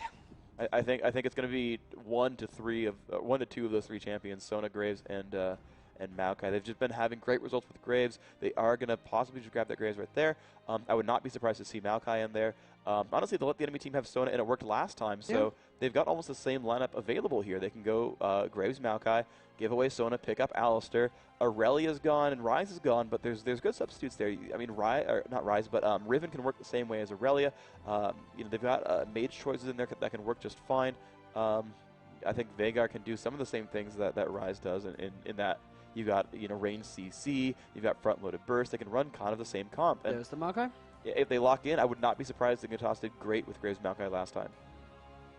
SK have a lot of options still for the bot lane, but it's probably going to be a Sivir and Sona again, I'm guessing. Although Sivir Soraka, if they want to go for a fast push strat, maybe even better. And I would be surprised if the AP is definitely, they're going to leave it open until last. Although Dignitas can do the same, so Dignitas definitely have the option of countering the AP mid if they want to do that. Yeah, I think Dignitas made the right choice here so far. They said, okay, we've got Graves, and you don't necessarily counterpick bottom lane that hard. They are going to go for the Soraka here, so they're going to allow Alistar and Sona both in, but they want Soraka, and Soraka does a couple cool things. She can go for the silence on Alistar if they go for him again, for example, and lock up some of that initiate. They do have the ability to just give a giant armor buff, which is going to shut down Graves' burst quite a lot. And they're going to actually go in with Skarner, and I think that's actually a great choice as well. I do like the Skarner pickup there. And, he can do a lot of things to disrupt the gameplay of Dignitas here. Just, grab one guy and just pull him out there. And they can kind of counter-initiate Maokai that way, where he jumps in, but they're like, well, that's fine. We're going to pull you farther back into our team and lock you up here and take you down in pretty much safety. And remember, this is Skarner before the nerf in the current patch, so he still has, 3 Qs. Or I think there was, a 1 mana cost. I don't know. 15, close enough. Yeah, it was very, very low. Are we really going to see a Vladimir? Oh, wow. So I was just gonna finish my point. Skarner very quick in jungle with low mana cost. Vladimir, that would be quite something. What do you lane in top lane against Vladimir? Well, he could also go mid, of course, too, or the Morgana pickup. I think that, it's still possibly support Nunu. I like, and I like the Nunu Morgana comp as well. They've got good AoE there. They can lock people up, and then that's going to kind of just empire out and do some good pain there. No Karthus there, unfortunately, but still, they've got their solo top available, and honestly, yeah, the Kassadin's safe enough against Morgana. No. Morgana could still be top lane. You're right. They could do. They could run a different AP. Could it be Katarina? It could be Katarina, It totally. could be Katarina. Oh my gosh. By the way, this counts as Empire. Nunu Morgana Katarina counts as Empire. Yeah, Please be Katarina. Do it, Please do it. Do it. By the way, Vayne was picked as well there. Oh, yeah, whatever. Who cares? No, we're hyped about Katarina. Katarina, come on. She has a nice skin. Is the Sandstorm Katarina skin in already in this patch? Yeah, it is. Nice. Well, I think. That'd be good. I think. It's a possibility. I'd like that. That's just a no, that could be solo top. I think it can work against Aurelia because you can get her low and then execute. Sure, you've got a lot of choices there. I think you've got AoE. You've got strong AoE with that ultimate. You've got the ground slam slow as well. Now the buffs aren't in this patch, or again, it could be a placeholder. And they're going for Katarina. I don't want to get my hopes up too high and hype up this last pick. Rumble would work really well as well because again, it's a good AoE comp, and we saw something similar to this before. We saw. Oh, and by the way, Black Shielded Nunu, of course, makes a lot of sense. Akali. I think they're just trolling now. No, a Voyboy plays a good Akali as well. I mean, there's a lot of. He definitely has been spamming her a lot before. There you go. And it is going to be Akali. I like that choice as well. Again, they've got Black Shield for Nunu. They've got Black Shield for Akali if they need it. I do like this lineup quite a bit. So we're going to have probably Morgana versus Kassadin in mid lane and Irelia versus Akali in top lane. So I just want to point out that they haven't swapped the Nunu yet. I mean, there we go. I mean, you never know. Could have been support Akali and solo top Nunu. I don't know. I actually saw a while back. Wicked was running lane tests of Warwick against Nunu, and it was like Nunu just keeps auto attacking, consumes every time for health, and then just tosses out Ice Blast. And he actually zoned the Warwick in the first 3 levels. Oh wow! But I have not seen that since. So yeah, I don't know if that would still work this patch, especially not with Irelia. I mean, yeah. She's going to stick on you, and she's going to do too much damage there. One Ice Blast, and then the cooldown just feels... I don't know, if you play Nunu, the cooldown feels like half an hour. If you play the enemy, of course, it feels like 2 seconds. It's short. If you have blue buff, it's up all the time. Oh, right. It literally just has 0 cooldown at that point. Well, 0 cooldown in between slows, yes. Both. Yes. Well, yeah. Well, yeah, Anyway. But yeah, Nunu Graves, pretty awesome. I like that. And there's actually some cool synergies there. So first of all, they have double slow, which is good. Yeah. The gank from Maokai is pretty brutal. So they have triple slow and a root and all that. So they have really good gank potential. They have great damage up, but Graves scales great off attack speed because he wants to sort of stack AD, get that infinity edge. But attack speed will make his quick draw come up faster. So when he jumps in there, he can land some attacks out there and get the quick draw up again. And there's going to be some good stuff there, and the move speed, of course, will help. They have the ability to chase down quite a lot. And again, with Maokai, they have good stuff, and they just have this ring of death with Maokai ult and Morgana ult and Nunu ult. And again, Black Shield of Nunu, you're not going to interrupt that. You look at what the enemy team has. You've got a little bit of front-loaded damage there with the Aurelia, but that's one of the stuns. Kassadin might break through it, but if Kassadin burns his CC on Nunu, Graves is going to be really happy. Skarner can't break through it. Vayne can't break through it at all. So I mean, their only magic damage burst is from Kassadin, and that's the only way to break that Black Shield successfully. Sure, yeah. No one else is going to build AP. Soraka has silence. Yeah, they have silence, but again, these spells. Yeah, not enough damage. None of them build AP. None of these champions are going to build AP. So yes, they all have the ability to CC, but they can't break the Black Shield on their own. Sleazy, we saw him play Sky, I think, once before in this tournament, and he had a couple of suboptimal pulls, but there was just nothing good to pull for him. Let's see if he does better this time around. Sky in this patch still considered possibly one of the best junglers, just because he's clearing very, very fast, and he has a very impactful gank from level 6 on with the sting that he has, the Crystal Sting, I think it's called. Crystal Slash? I mean the ultimate. Oh, we can check that. Don't worry. I think it's called a Pale. It is called a Pale. Yay! Pale. Feel my sting, it's called. Because that's what he says. He yells that, yeah. And also, it's interesting to point out as well, just real quick, we talked about Voyboy's heavy offense really before. Well, Kevin actually has 4 crit chance, so he's actually 17 or 16 into offense as well. So very much going for the damage output there. We'll see how that pans out for him. And a good bit of armor pen, of course, as well. Well, yeah, sure. He's in that offense tree, that's what he gets. 200 armor pen, so that's armor pen reds and then armor pen mastery. So yeah, pretty heavy investment there. That is going to hurt very, very much in these early levels when the enemy still doesn't have any armor at all and you practically do true damage. Yeah, it's going to hurt quite a bit. And Akali, we're going to see the build here from Voyboy. 36 base armor, so he does have some investment there, probably seals. You're going to see that he's got both those passives up right here. Basic attacks going to deal some bonus damage, and he's going to have some free spell vamp additionally. Yep, the support Nunu is M5 style. Support Nunu maxes E. I'm going to have to see if Locust does the same here. Maxing W kind of makes sense to me as well, but I guess the E just has so much damage and zoning potential that overall it's probably better. Ocelot helping Sleazy Weezy a little bit here with the Wolves, just attacking ones there. And probably going to pull the blue for him as well. Morgana in position to also pull blue for Dominic right now, and that's a good pull. Mid lane, yeah, Kassadin is possibly going to be able to shut down Morgana, isn't he? Well, we'll see what the investments here are. He did go AP Quince. Looks like, I don't think that's movement speed either, so I think he's got maybe regen Quince. There's Morgana actually investing in some flat magic with his glyphs, trying to survive. And look at that, going in for some auto attacks, trying to get some harassment there onto Ocelot. And you can see his regen, yeah, 19 per 5, definitely investing in some health regen to try to stay alive in these early battles. So we'll see how that pans out for him. But yeah, Nunu Graves could be all kinds of interesting against this Soraka Vayne. It's going to keep Vayne alive, and she's obviously very good late game. And you know, also I was talking a lot about how these tanky teams are doing very, very well against him with, you know, with things like the Bruiser jungle and the Bruiser solo top, tanky mids like Mordekaiser, Ryze, and Galio. And so like, well, Vayne's going to cut through tanky guys, so let's pick that as our ranged AD of choice. Yes, because of these little bolts, of course, that proc based on max health. And Voidboy doing a good job there zoning Kevin, actually. Kevin is too scared to go anywhere near him there. Kevin at 3 versus 10 last hits on Voidboy. Of course, Voidboy, because he's a mana-less champion, is not going to worry too much about spamming those Qs all game long. Same time, bot lane, a good amount of aggression from Locust and Cutie Pie against Candy Panda, but the heal with the armor buff just too strong. Yeah, we'll see how that pans out. He will have that 3% lifesteal from Masteries, and he has a couple of health potions as well. Right now he's not getting harassed out. And of course when he needs it, Locust can use Consume. Right now he's not put a point in that though, so damage on Nunu is pretty much permanent. But he has a lot of health regen. I don't think he's going to skill any Consume until level 13. I don't think support Nunus generally do that. Both W and E are so very, very important for the teams. And okay. Voidboy is now pushed to the tower already, but I think Irelia should be kind of okay-ish last hitting on the tower. Nope. Missing a bunch of CS there.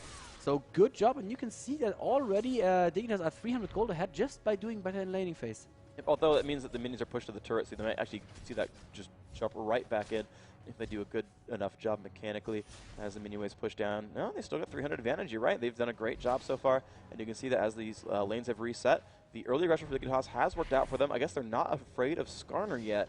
Yeah, they have should be more until level coverage, 6. Yeah. With Crystal Slash and Crystal and Exoskeleton, he should do okay. Yeah, but he's not that super scary. I'm gonna gank you and you're gonna die for sure threat that he becomes. That's true. Level The for 6. sure factor is not quite the same. Yep. Akali actually nipping into the forest there to, no, not even doing the golems, not quite sure what she was doing there, probably just checking for something. Warding now the entrance to the blue, that's a pretty nice ward there. Skarner still clearing his jungle fast enough, although he is a little bit behind the CS on Maokai. Maokai just seems to be faster there at clearing the jungle.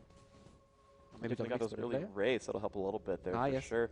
Early recall actually coming from the bottom lane of Dignitas. They've actually picked up a Doran's Blade. I guess he just really wanted the extra lifesteal. Maokai coming by on Ocelot. He could go for the root. No, Ocelot's going to just look safe enough, of course. They spotted him. There's a ward in the brush. Yeah, and if Maokai had went for the initiate, Ocelot would have just flashed to the turret and basically made him die for that. Yep, so yep, absolutely. Definitely the right choice. Wouldn't have been a great idea. You're not locked in place as Maokai during the root duration of Twisted Advance, are you? You can move, right? Yeah, while he's going towards you, you can move anywhere you want, and you can put them in really scary places. All right. All right, and there's the Twisted Advance now, barely in tower range. The Dark Bunny actually lands, so good amount of damage there on Ocelot. He's going to eat the sapling as well. He may have to go home soon. Let's see how many potions does he still have. If I manage to click on him, got one, and he's chugging left through 2 of them right now. He's got one more that's getting chugged, another one in the inventory, so he'll gain another 300 health here. He'll be fine then. Yeah, I'll get him back up to full almost. Vayne went home and bought 2 Doran's Blades, and so did Nif went home as well and bought a bunch of wards. And yeah, pink ward. So they're actually going to try to play aggressively on the jungle or set up for ganks from Skarner. And we're going to see how that pans out. And the minion codes, of course, going to start equalizing here. And yeah, we'll kind of see Sleazy still just now hitting level 5. Maokai hit that a little while ago, so He's pretty happy with how it's panning out. Has that fast Philosopher Stone as well, so you're going to see that gold grow apart a little bit. And Sleazy comes here to find his golems. He's like, oh, guys, really? My golems. Voiboy now has a little bit of free farm top. Maokai is setting up for a gank as soon as Kevin is coming back in the lane. Kevin was just home to buy. I think they spotted him. Yeah, there's a ward on the tribush here, so I didn't know he's there. He's been pinged as well. Skarner set up for a gank in bot lane, but kind of changed his mind. I'm not entirely sure what changed his mind. He just went back and is just leaving his bottom lane by itself. Morgana coming in from the side. Ah, yes, okay. Morgana coming in from the side actually landed a Dark Binding there on Ocelot, so you can see he's again very, very low in health, and it looks like Skara is doing a better job than Ocelot at last hitting. Yeah, but 38 minions to 45 on a lane where he's getting kind of brutalized this much is not so bad actually. So I don't think Ocelot's having too bad of a time. I think he's taking some damage and chugging some potions, but I think he's feeling okay about this.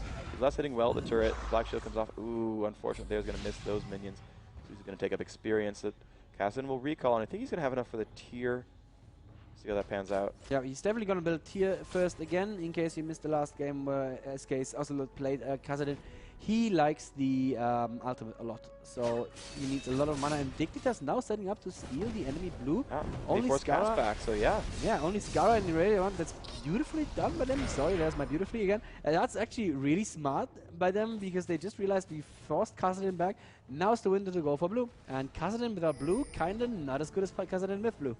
Yeah, a little bit inferior there when you don't have infinite mana and low cooldown. So yeah. Morgana will be happy to have that advantage there. We'll probably keep chain pushing, and now that she's level 6, actually 7 to be completely honest, we'll probably try to gank. You see she clears up the mini waves, tosses out a Dark Binding, then she has a lot of time to go and mess with other people. She's choosing not to do that right now. The puddle is actually getting some good harass onto Ocelot. Look at those early. Oh, lands the Dark Binding just as he rift walks. You see that's actually denying. Oh, Voiboy diving Kevin there in top lane. Barely under the tower, and he actually will survive too. That was Kevin flash there as well. Yeah, Kevin did use his flash and his ignite on Voiboy, and it just wasn't enough. So you're absolutely right. Voiboy is playing a great Akali here. First Blood solo under a turret. I'm sorry for missing that one, but that's kind of difficult to predict a little bit. But great job overall by Akali. And yeah, Voiboy now going to be very happy with this one. 49 minions to 43. So even before the kill was slightly winning the lane. And here comes that gank down. And they should be a little bit aware. Scar's coming all the way down. And let's see if they can micro this one correctly. They're going to have a 3v2. Soon a 3v3 as Skarner comes around. And Maokai is just around the corner as well. This could be a 4v4 fight on the turret here. Yeah, I mean, you can see SK actually sees everyone. They now see Maokai as well. Less vision, though, from Dignitas. This could be a little bit scary. Nunu actually did go off a little while ago. You see a lot of damage that come off here. Scar gets pinned against the wall, and they could go for an initiate. Looks like they will back off a little bit. Looks like they're going to be safe. The Nunu ult did do some good damage against Candy Panda, and that kind of hurt them at the start. I see. Skarner kind of pathed very, very carefully, but he is still only level 5. Maybe now, yep, just pinging level 6 there, as Maokai is halfway through to level 7 already. Ocelot rift walking out of danger zone there, just rift walking over the puddle. And yeah, and we see in bot lane, Candy Panda has a little time to free farm right now. It's doing a pretty good job. They're getting all the CS up. He's winning actually, 72 to 71. So I mean, that's quite positive for him. Quite positive. Yes. At least 1 minute advantage. Yes. Technically greater than 0. Exactly. Sleazy Weezy picking up the red buff for himself again, going home. Let's see what he's going to pick up. He has that level 6 gank available to him now, but he just needs to make it happen. See, Voiboy, does he have his pistol? Yes, he has his pistol, and he already has the Vampiric Scepter, so he's still building the Gunblade even after the nerf. It's still a great item. I mean, it's not like it's completely useless. No, it's just not as OP anymore as it used to. There you go. We'll see what if anything else sort of pans out in the early game here. Nunu Graves still looking to do a fair bit of damage to Candy Panda. You can see him taking a bit of pain here, still maxing that tumble. Condemned second, really wants that low cooldown to make sure you can always push back Locust. And you're right, Locust actually spamming that Ice Blast, 2 into Blood Boil, and 0 in Consume, just relying on that Philosopher's Stone to give him some health regeneration. Yeah, and that should be enough unless he really misplays it there. Yep, absolutely. So, see Kevin is jumping around. Voiboy looks a little afraid, but doesn't need to be. Has red buff.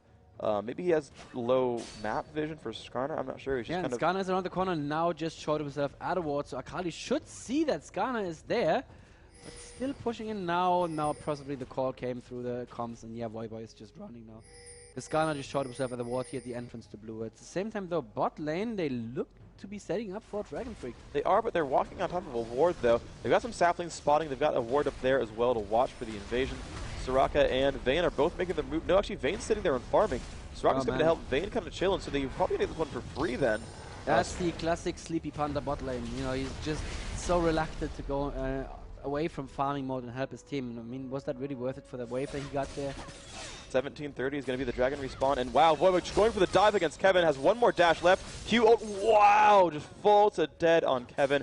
And I got to hand, there's one move that I wanted to point out for you, was Voivod, as he got low, said, okay, I'm going to wait for my Q cooldown, tosses the Q out, make sure it hits, then uses the third charge of Volt to proc it instead of jumping in right away and then not being able to follow up with the rest of the damage output. So good patient play there, knew the range on that dash and when he could use it. So full to dead, and he's basically just saving 3 charges of the ult, and then when he has them, goes in, and look at that, just jumping on a Sleazy. Sleazy, wow, down to half health, and that is very, very painful. Akali doing some great things here.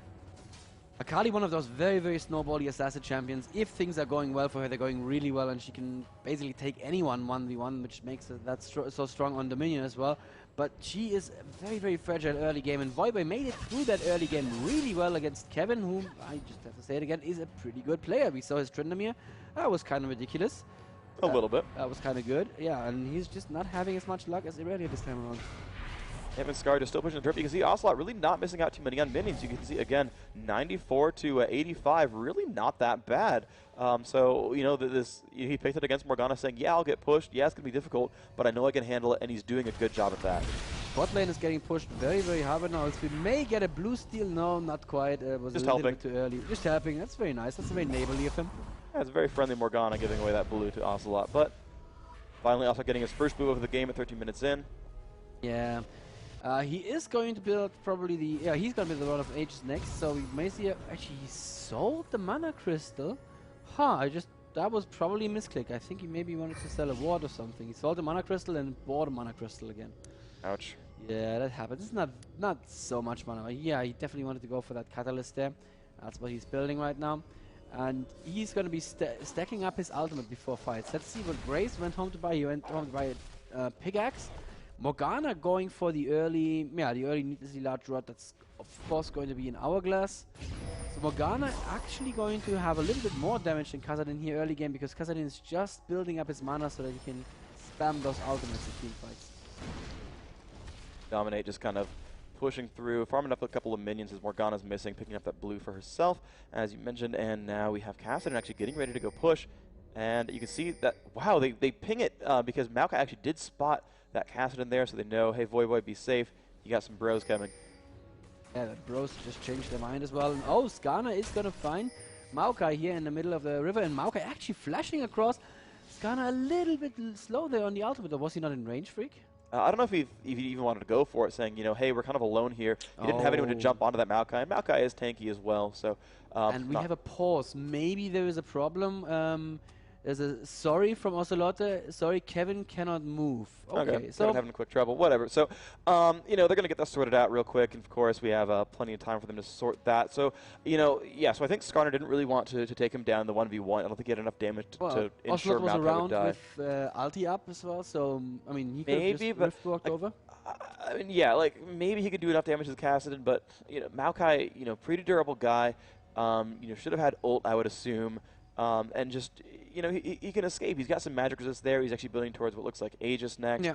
And he's got, you know, slows and roots and all that. And you're right, maybe it would have been enough that Kassadin could keep chasing, but I think with a lot of unknowns there, they didn't have a whole lot of vision of where Morgana might be or where the bottom lane might be. That's you know, true. Yeah. You know, they'd save the cooldowns to try to go for maybe a kill on Akali instead. That seems like the more likely situation. Now, as this game is shaping up, it's a 3,000 gold advantage here with Dignitas 18.1k to 15.2. So, you know, they're building slight advantages for themselves. 3,000 gold. They got the dragon. No early turrets though, but they've gotten those 2 kills top lane unassisted. So just about 670 roughly gold built up that way. And then they're just sort of outlasting for the rest of it. 112 and 104 on Graves and Morgana respectively. The AD carry and the solo mid mage for SK, and 98 and 94. So they're a little bit behind there in gold, but only by 10 to 15 apiece. But that does contribute to a gold advantage, of course. Now, if I just look at the team lineups currently and the way that Akali is doing well, I'm Well, I'm feeling really good for Dignitas, I have to say. The Akali is going to be a dominant force, and the rest of the team is just set up to allow Akali to do kind of like what Katarina does, which is to kind of set up for a cleanup. So Maokai is going to go in, he's going to put his ultimate down. Nunu is going to force people to either run and take damage with his ultimate. Morgana is going to have an ultimate. Graves is going to be in the midst of everything, and Graves is a tanky guy, right? So he doesn't mind getting a little bit of damage. And Voivoy is going to hang back the whole time, and then when he sees somebody low, he's just going in, killing them, killing the next person, killing the next person. I don't really see what SK can do. They definitely have to keep the Skarner ultimate until Akali goes in. But is Sleazy going to have that patience is the big question here right now. And I think so. Kevin is rejoining right now. Yes, he is. Yeah, so Kevin's going to rejoin the game. He's going to hopefully be okay with this one. Yeah, I think Skarner, absolutely right, needs to basically hold on to Impale. He needs to have the patience to wait and then jump Akali. And the thing is, their team can do a really good job of that one. They have, you know, we talked about the CCs earlier, how they can't really stop Nunu, but they can probably stop Akali. That, you know, one of those is going to not be Black Shielded. They can go for it. You've got, you know, the burst from Kassadin, of course. You've got Aurelia can sort of jump from kind of anywhere in the battle and land a stun or a slow. You've got the Impale, as you just said, from Skarner. You've got, you know, Candy Panda can impale against a wall. She can tumble invisible as well. So unless, you know, Akali or a nearby Maokai has oracles, she's going to break that aggro there. So, you know, that's going to be, you know, was going to work out pretty well for him. You know, I feel like they're going to be a little bit safe. And the one person who could possibly tank Akali and stick on her and kill her is Kevin's Irelia, and he's just not doing well. I mean, he's building a little bit of magic resistance. It's probably going to be Mercury Treads. Yep. But he does not have the tankiness to actually survive Akali. So if he wants to go on 1v1 Akali in a team fight, Akali's going to be, yeah, sure, let's do it. Yeah, and you know, he's 21 offense. He's building towards a Trinity Force, I think. Merc Tread's Trinity Force is the opening build, I think, here. And that's all kinds of useful. That's going to be, you know, really, really beefy. Well, not beefy, but, you know, really damaging. But if you're building all damage and you're squishy, that's a little bit of a problem. Now, you know, again, the AoE comp is pretty much indiscriminate here. The Morgana, the Nunu, the Maokai, even the Graves as well. They don't care who's there. They're all going to take damage, so being squishy like this Aurelia might backfire really hard. Otherwise, I'd say, well, yeah, you've got really high threat, high DPS, high scary targets like Aurelia with damage output. You've got a Kassadin, a Skarner, a Vayne. Those are all really scary targets, and if you were single target focused from Dignitas, then you would be like, well, who do we kill? Shoot, I don't know. And that's what happened actually. Exactly, right? And so because of AoE, that helps them very, very much. But if you looked at game one where they were Assassini, you had Caitlyn was scary, and by the way, yeah, you had you know, you had, again, because Caitlyn was a problem, and Tryndamere was a problem. And when they jumped on Tryndamere, Caitlyn did a lot of damage, or Tryndamere spawned out, or ulted, whatever. And when they jumped on Caitlyn, Tryndamere wiped the floor with them. It was scary, it was painful, and Kevin went like 15-2. It was brutal. So, you know, we have, you know, what else can they really do about this? You know, I like the Dignitas lineup. However, SK has a couple of tools in their favor. If they get a Shirelles, they can run away from those ults. Nunu has to channel to get his to happen. They can run away from Maokai's ult, and it has a pretty decent cooldown, so we can't guarantee he has that for the entire fight. If they run out of the aura, he's got to just close it out and be like, well, we'll try again later. Morgana, certainly, it's a nice slow there. Nunu does have a slow on that as well, but you've got Aurelia can dash. Skarner has a lot of mobility. Vayne can tumble. Soraka, well, Soraka will be in the back. Honestly, shouldn't be in range of Nunu ult anyway. And so anyone on SK's team could actually kind of escape from that scenario. So if it plays in Dignitas' favor, say they gank a Baron attempt, or they kind of bait from the brush, you know, full Empire style, then Dignitas is going to wipe the floor with SK almost definitely, unless SK can sort of get themselves a big advantage, get a lot of magic resistance, sort of get ahead of this. Alternatively, SK can play much more flighty, and with the Kassadin, I think they're very practiced with playing with Kassadin. They know, look, we know how this playstyle works. You know, maybe he'll build up enough Rift Walks that he can actually break the Black Shield right away, and then, you know, they can pop that Nunu and then make the rest of the fight work. That's a possibility here. But I think it's up to SK to fight properly. I think Dignitas knows how to fight as a group and kind of march forward and say, and press R. And that'll work well for them. But SK, I think, have the ability to sort of move around, outmaneuver, just rely on Kassadin. There was no sustain from Dignitas. They do not have a healer support. So if Kassadin can poke and stay safe, and honestly, there's no range stunts here. They don't. I mean, they have the Maokai, and that might be enough. But you can Rift Walk against Maokai. But they don't have the Rise Rune Prison. They have the Morgana Dark Binding, which you should be able to predict, and I think they'll be okay. Right, so we are waiting currently. We're wondering why we're just talking at you. We're waiting for one of the SK players to reboot his PC. Apparently, something went wrong there on stage with the hardware. Just going to get back into that very, very soon. And frequently, just point out something. The ultimate on Nunu's, the cooldown on Nunu's ultimate is actually just ticked, so he must have just used it at bottom lane as a. Yeah, I'm not quite sure actually. You know, certainly, you know, he used it a couple of minutes ago in a prior fight. He did you know, a large amount of damage there. Almost just took down Vayne by himself. You saw Vayne run away with about 2/5 health, and that was pretty painful. And I think he's going to keep growing in that capacity. Right now, he's only level 8, so it's only, I think it's 625 damage at level 1 is the appropriate number there. And you know, that can be quite a bit scary. And of course that builds and builds, and it's like 800 something, and then you know it grows even larger. And yeah, 625 is the amount right there. So you know, yeah, that ult can hurt a whole lot and do a whole lot of damage. If he can, you know, stack up with his team, that's gonna be pretty painful. And actually, I'm gonna look through the other numbers real quick. The Morgana ultimate is gonna hit for 175 on both sides. Actually, she has a needlessly large rod already, so it's 175 plus 116. So each side of that ultimate is gonna be about 300 damage.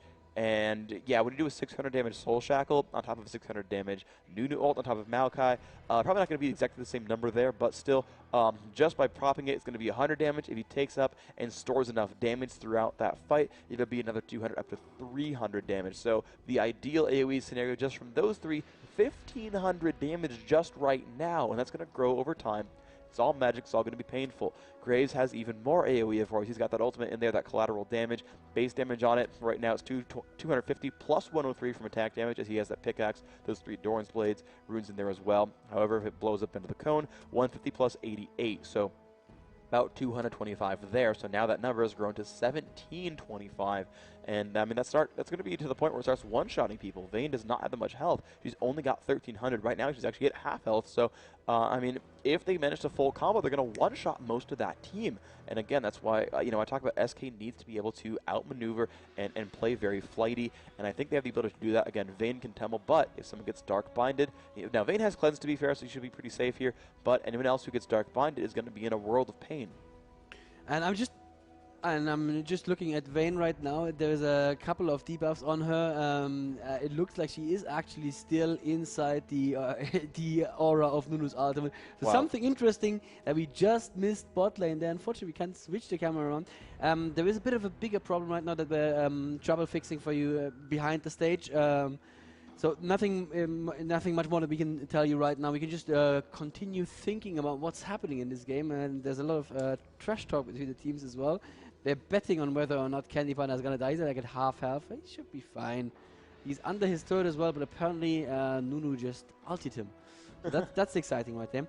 Yeah, so down to half. His stealth right now actually had used the final hour, then hit that tumble. So again, you know, using the tumble to try to get out of range, but you know, see if that pans out for him. And of course, as soon as we unpause, shoot right down to that bottom lane. We'll see what happens. I won't miss this kill. I'm ready to press 2 and get down there. Leave the hand in place. So you know, let's see. If Void Boy's winning that lane, he's actually level 11, is the highest level on the team right now, and actually in the game as well. Skara and Ocelot tied for level 10. Kevin, the solo, only level 9 from those 2 deaths. And I mean, that starts to be kind of scary because Graves in the dual lane is level 8. Nunu the same, also level 8 right there. And the junglers, I mean, Dignitas just built themselves a good level and gold advantage. The junglers, they're level 8 on Maokai, level 7 on Skarner. A little bit painful there. Ocelot not in the happiest place either. You know, level 10 down in minions. Not far behind. Of course, he can scale into late game, but, you know, so far what's been done by Dignitas has been working. Yeah, absolutely. The setup that Dignitas have, the more I'm thinking about it, the more I'm thinking it's really just set up to enable that Akali. And that is exactly what we like to see, because that is just so pretty to watch. And so the Morgana, Nunu and so on, just really all there to hold people in place, because that's another thing that we need to think about. Their ultis don't just do a lot of damage, they're also both slow. Yeah. And those slows stack, there is some amount of diminishing returns, I believe, but it's still more than just one of the ultis. I think any slow beyond the first is half or about 1/3 as effective, and then additionally any champion who is slowed beyond a certain amount of movement speed also is sort of depreciating the slowed as well, so you don't like get negative movement speed or anything. Those kind of asymptote to 0, but still, I mean, anyone who's slowed by half and slowed by half again is still pretty much crawling at that point. And you're going to see if they can't dash out, if the cooldowns are down for whatever reason, I mean, they're not going to be able to do much about this. There's going to be a lot of pain out there. And it's going to make things rather difficult. And a quick update, by the way, on the reconnect situation. We're actually switching out Kevin's computer. He's having a bit of a problem, I guess, so they're going to switch the PC. Of course, in League of Legends, you just kind of log into the same account, so you'll get right into that game. Game should still be fine and good to go. But of course, apparently just a couple of computer trouble is going to get himself up into that one and plug that in and get all his peripherals. And just a couple minutes, hopefully, is our ETA on that one. So. We have 18 minutes left on a pause timer anyway. By the end of that, we're going to have a decision. Yeah, and we'll see how that pans out. But yeah, so I mean, never really had a problem with a player reconnecting into a game, so it should be pretty safe. So, okay, so we talked about the Dignitas lineup, and if everything goes perfectly, they blow up 1,500 damage, and Akali jumps around and kills everyone all at once, and, of course, it's a possibility. But what is the SK sort of game plan here? What are they trying to shoot for? Everyone can kind of dash. They've got the Skarner Impale. They've got Kassadin's Riftwalk. Aurelia can jump in with Equilibrium Strike and her Q Blade Surge. Vayne can pin someone to a wall. If they catch anyone, they have a very Moscow 5S. I'm just going to kind of keep, attributing it to him. You see if they hero, see a guy, you kill hero. Yeah, if they see him, he dies. They really do, and we saw that from Dignitas in the first game, and we see that, I think, here from SK in the second game. Every single one of them has some kind of meaningful CC, whether it's Impale, whether it's Soraka's Silence, or Vayne's Condemn into wall. They can all pin someone down, and honestly, I think they have the ability to do this. That right now the game is still spread out. Their gank potential, I think, is better. Now that Kassadin actually has been getting blue buffs, now that he's actually got his ultimate, Scar has not been running around and roaming very much. He's not been ganking too much. So Scar's not been sort of building that push advantage into anything. She hasn't pushed on the mid turret, hasn't been invading the jungle. Because one thing you can do as Morgana, for example, is say, hey, we're gonna kind of jump into you, push those minions down to your turret, and then go. And we saw this from the Mordekaiser from Moscow 5. He went and took wraiths. We saw this a bit from Cassiopeia play as well. With the few times she was in, Vega could do the same thing, drop W, drop Q, and we're not actually seeing Morgana do much of that. Actually, Scar is not really pressing that advantage. I think it's a bit of a mistake to not build those kind of advantages for herself. Yeah, she's ahead in minions, but again, Kassadin has that great late game, and we saw that before when the roles were reversed, when he had Morgana on Ocelot and Ryze being played by Skara. Scar just held out, was behind in minions, was behind. Late game rolled around, giant crushing wave of Ryze spells. Two didn't get a kill easily, and it worked out so well for them. So it was pretty brutal there, and really, I think Dignitas aren't punishing this late game champion selection, where yes, Nunu and Graves are really big bullies in lane. They do a lot of damage. They're going to burst you down, and you're going to try to get heals by Soraka to stay alive, and that's been happening. But Vayne, the ability to kill single targets is pretty brutal, and if they can actually get away from those Nunu ults, they'll be just fine. And again, Skara either black shields the Nunu, or she black shields herself. One of those two. If she doesn't black shield Nunu, Nunu gets silenced by Soraka immediately, and they just don't care. It's like 100 damage, and they'll survive. If Morgana doesn't, and Morgana black shields Nunu, she's going to get condemned out and then lose most of the ultimate, and especially if the rest of the team can't actually move. Or if they just jump on Nunu at that point, because we're mostly physical, Skarner, Crystal Slash, Vayne, etc. So it looks like we are going to be into the game very soon. Good. Kevin has reconnected back into the game. Be ready to switch to bot lane, because they bet for 1 million Turkish lira that Kenny Pana is going to die there in bot lane. So let's have a look there and see if that's bet 500 Rivna as well. So yes. By the way, just one last thing I want to point out. 2 members of Team SK are currently carrying pink wards. That's how scared they already are of Akali. I don't know if it's so much Akali as, I mean, it certainly are, of course, but I think it's, I don't know. Yes, that's certainly part of it. They can pink ward Akali, and that is pretty brutal. But the other thing that they can do, and we see this, I guess, not so frequently up until now, is use it to counter ward and to enable gank. Skarner, now that he's level 6, Kassadin the same way. If I were them, I mean, I would love to just have Kassadin run around and destroy people. Nunu has not built tanky yet. He's full gold per 10 and boots of speed. A little bit of health. Ninja's happy, come on, dude. He's going to get owned pretty hard if he gets jumped on. Graves kind of the same way. Yeah, he's got Doran's Blades. Yeah, he's Graves. He gets some armored magic resist. But still, it's Ocelot's Kassadin. We've seen it before. It blows people up. So if I were SK, I would love to just pink ward the heck out of that map and just dominate lanes. Yeah, and the other thing with SK is they are really good when they can actually have a game go into the late game, when they can play their passive game. When there's not an M5 that'll, if you want to play passive, will take all your buffs. And Dignitas aren't really doing that. Like you said, Morgana hasn't really left her lane that much to gank. So this is SK's game. They are playing into their hands. Yes, Dignitas are ahead right now, but unless something goes really wrong in the team fight stage, I think SK have the advantage here. Yeah, SK are I think they're in good shape late game.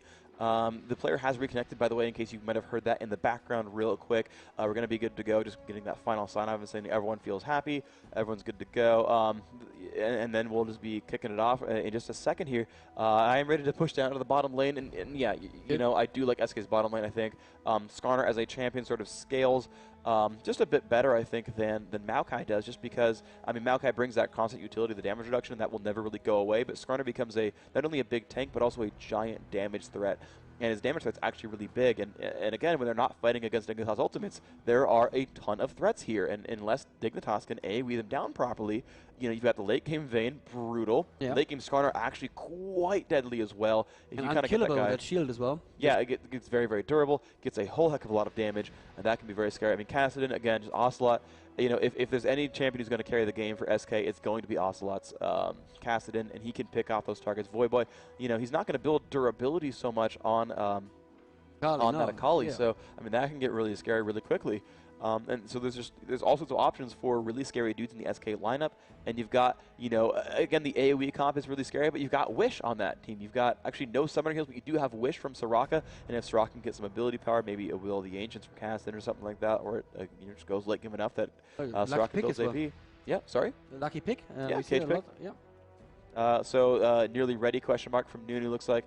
Just making sure everything's okay. Kevin has reconnected. I haven't seen him DC since. So, you know, hopefully we're just down to the last few seconds here. And this says, yeah, almost. Looks like Nif actually talking on a German keyword. He said, za, almost. Actually, he's using an English keyword probably. So it's backwards for him. Yes, exactly, but it's still the same. He meant to say yeah. Yeah. And yeah, in the American sense with the Y. But, yeah, the almost apparently is the call from the pit there, from the games. Yeah, I mean, the late game certainly, you know, we saw that from Voyboy's Aurelia was super, super painful. And it's also interesting to see that the play style differences here, where Kevin's going for a Trinity Force. He's got the Phage, he's got the Mana Crystal. That Mana Crystal almost definitely going to turn into a Sheen, and that's going to add a Zeal, and then the Trinity Force, and then I'll be happy, and the instant win's going to happen. But what we saw from Voyboy was Phage, Atma's, finished Frozen Mallet. He had Wriggles in there as well, and then okay, ready has been said by Vayne. Morgana says okay. I'm going to get ready to press 2. We're going to be into this game in the next few seconds. Okay was said. Yeah, I think we're just ready to go for the unpause. Scar says you guys unpause. Ready. Okay. And we're just kind of waiting for this countdown to go, the gray screen to end, and we'll be into this game as soon as they actually type /resume. Yeah. Sepia, right? Okay. Yeah. I don't really know the name for it. There we go. 3, 2, 1. Will Vayne die? No, actually out of range of that Nunu ultimate, and there we go. Oh, she's dead. Doesn't quite matter. Dies to Graves. Now Nif. They could go for the perma-slow, but looks like they're going to be safe. So yeah, you can see that tumble to get out of the Nunu ult, but by the way, Morgana, and I kept talking about how Scar didn't gank. Then he did. Morgana ganked. Yep, Kevin now using his pink ward actually against Voyboy, but Voyboy is out of range already. Oh, Sleazy could have probably gone in, but Maokai is waiting in the wings there as well. But Kassadin is there as well. He could jump in. He showed himself a little bit too early, I feel, and they're just going to be safe right now. Little sapling comes out. Looks like they're going to be safe here, but as Graves pushing pretty aggressively. Takes some turret aggro. Got to be careful about that one, but otherwise he's happy. Q spam goes out. A lot of pain onto Nif.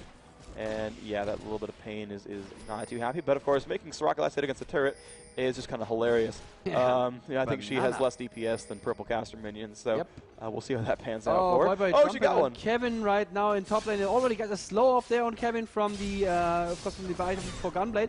And oh, that was quite ballsy of Kevin. With a jump and goes for it. Yeah, he shouldn't have turned around for that stun there, I don't think. Yeah, what was the item called? Yes, the Bilgewater Cutlass, of course. I never built just that item, so I don't know what it's called.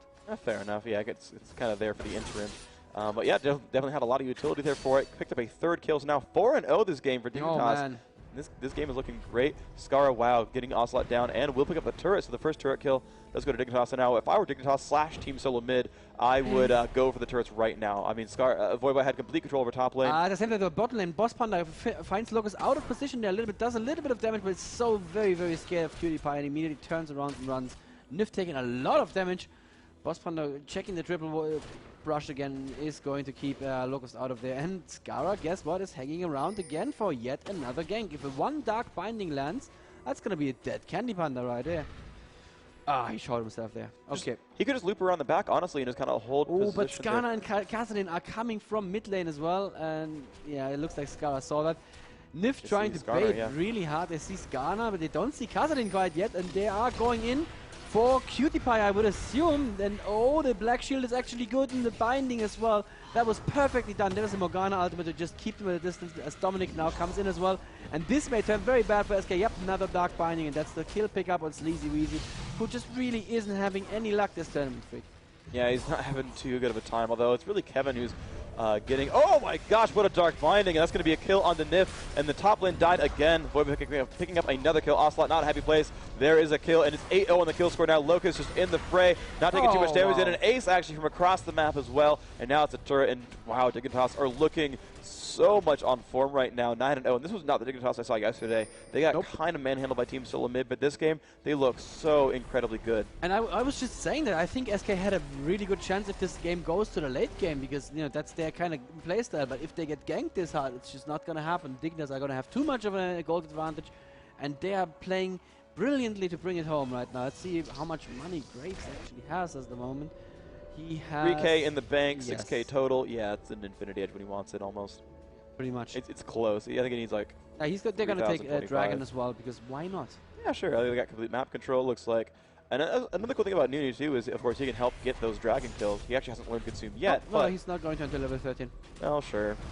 But you could if you wanted to. If you wanted to. You don't want to. You could be your team's second smite. Yes.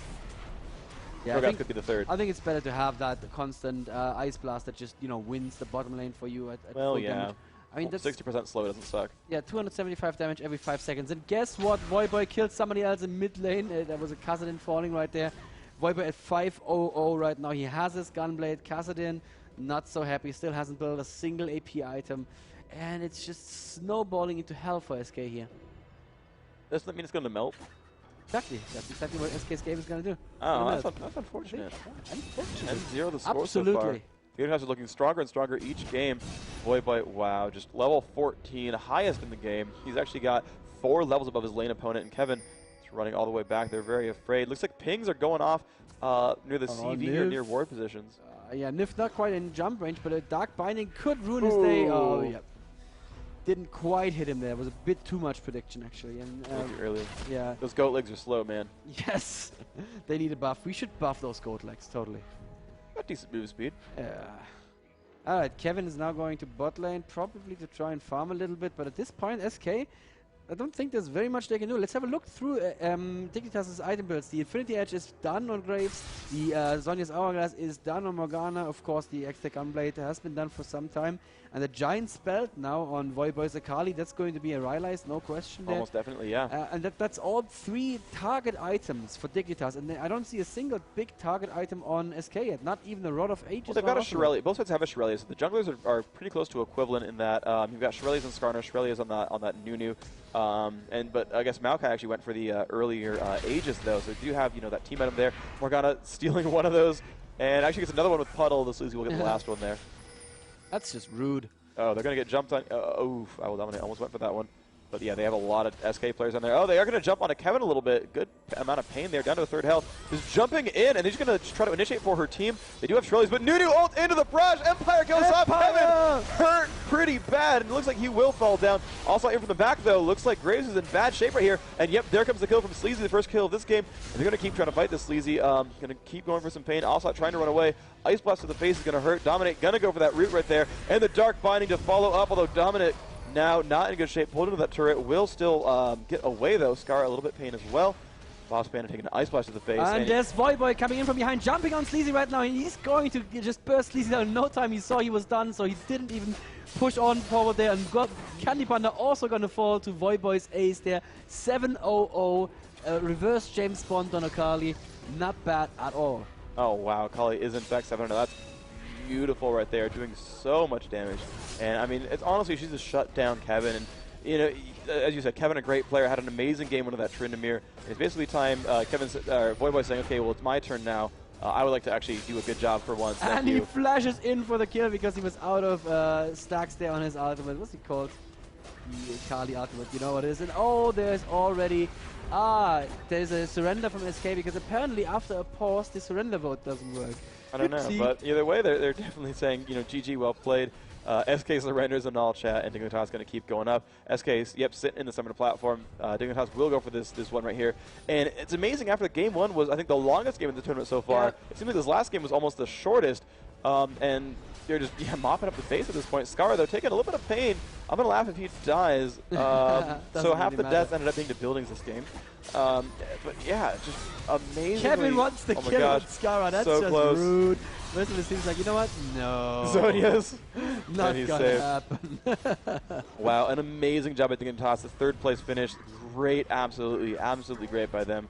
And Locust actually gives that kill away to Kevin as well. Oh, no, that's nice of Does him. fall down. Sleazy's going to go for the pull into the fountain as well. Another kill grabbed up. Nif gets the credit, though. Soraka, one of the top killers for her team. Yep. And that's going to be the next right there. GG. Dignitas taking third place at Intel Extreme Masters Kiev in a phenomenal clinic of a game right there. That game 3, just gorgeous play by them. Akali shut down top so bad. hard. Oh, And if you man. thought Akali got over nerfed, nope. Nope, it definitely did not. Ah, that was...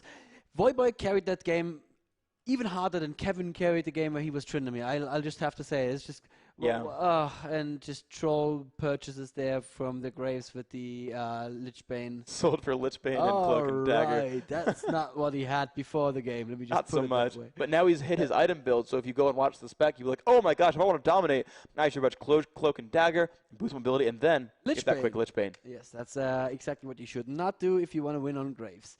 So I'm actually not sure if we have a interview lined up or not. It could be that we don't have the time for it because we are already running quite late here, I think. I'm not even sure.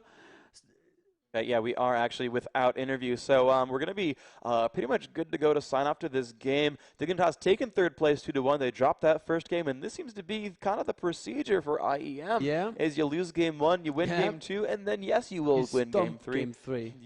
Yeah, actually, I forget what happened with Cypher CLG, but game 1 was really, really long. And then, you know, Team A won, and then Team B was like, okay, let's bring this one back a little bit. And actually, Game 2 is actually significantly pretty big as well. So, you know, just big, slugfest games. Yeah. But Dignitas coming back with such a convincing Game 3, and I you kind of wish they had done that in the semifinals too, though. Yeah, kinda, but that was TSM. That was somewhat different. And I think we have conflicting reports here. I'm not entirely sure if we're gonna have an interview or not. We do have an interview partner, but I just heard from the little voice in my head that we're not gonna have an interview. So I think we're gonna have an interview anyway because there is a very, very happy Voy man there. And David, do you wanna do the interview then? Okay, we're going to cut to a quick break, though, and then, yes, we will have the interview coming up, so stay tuned. We will be right back.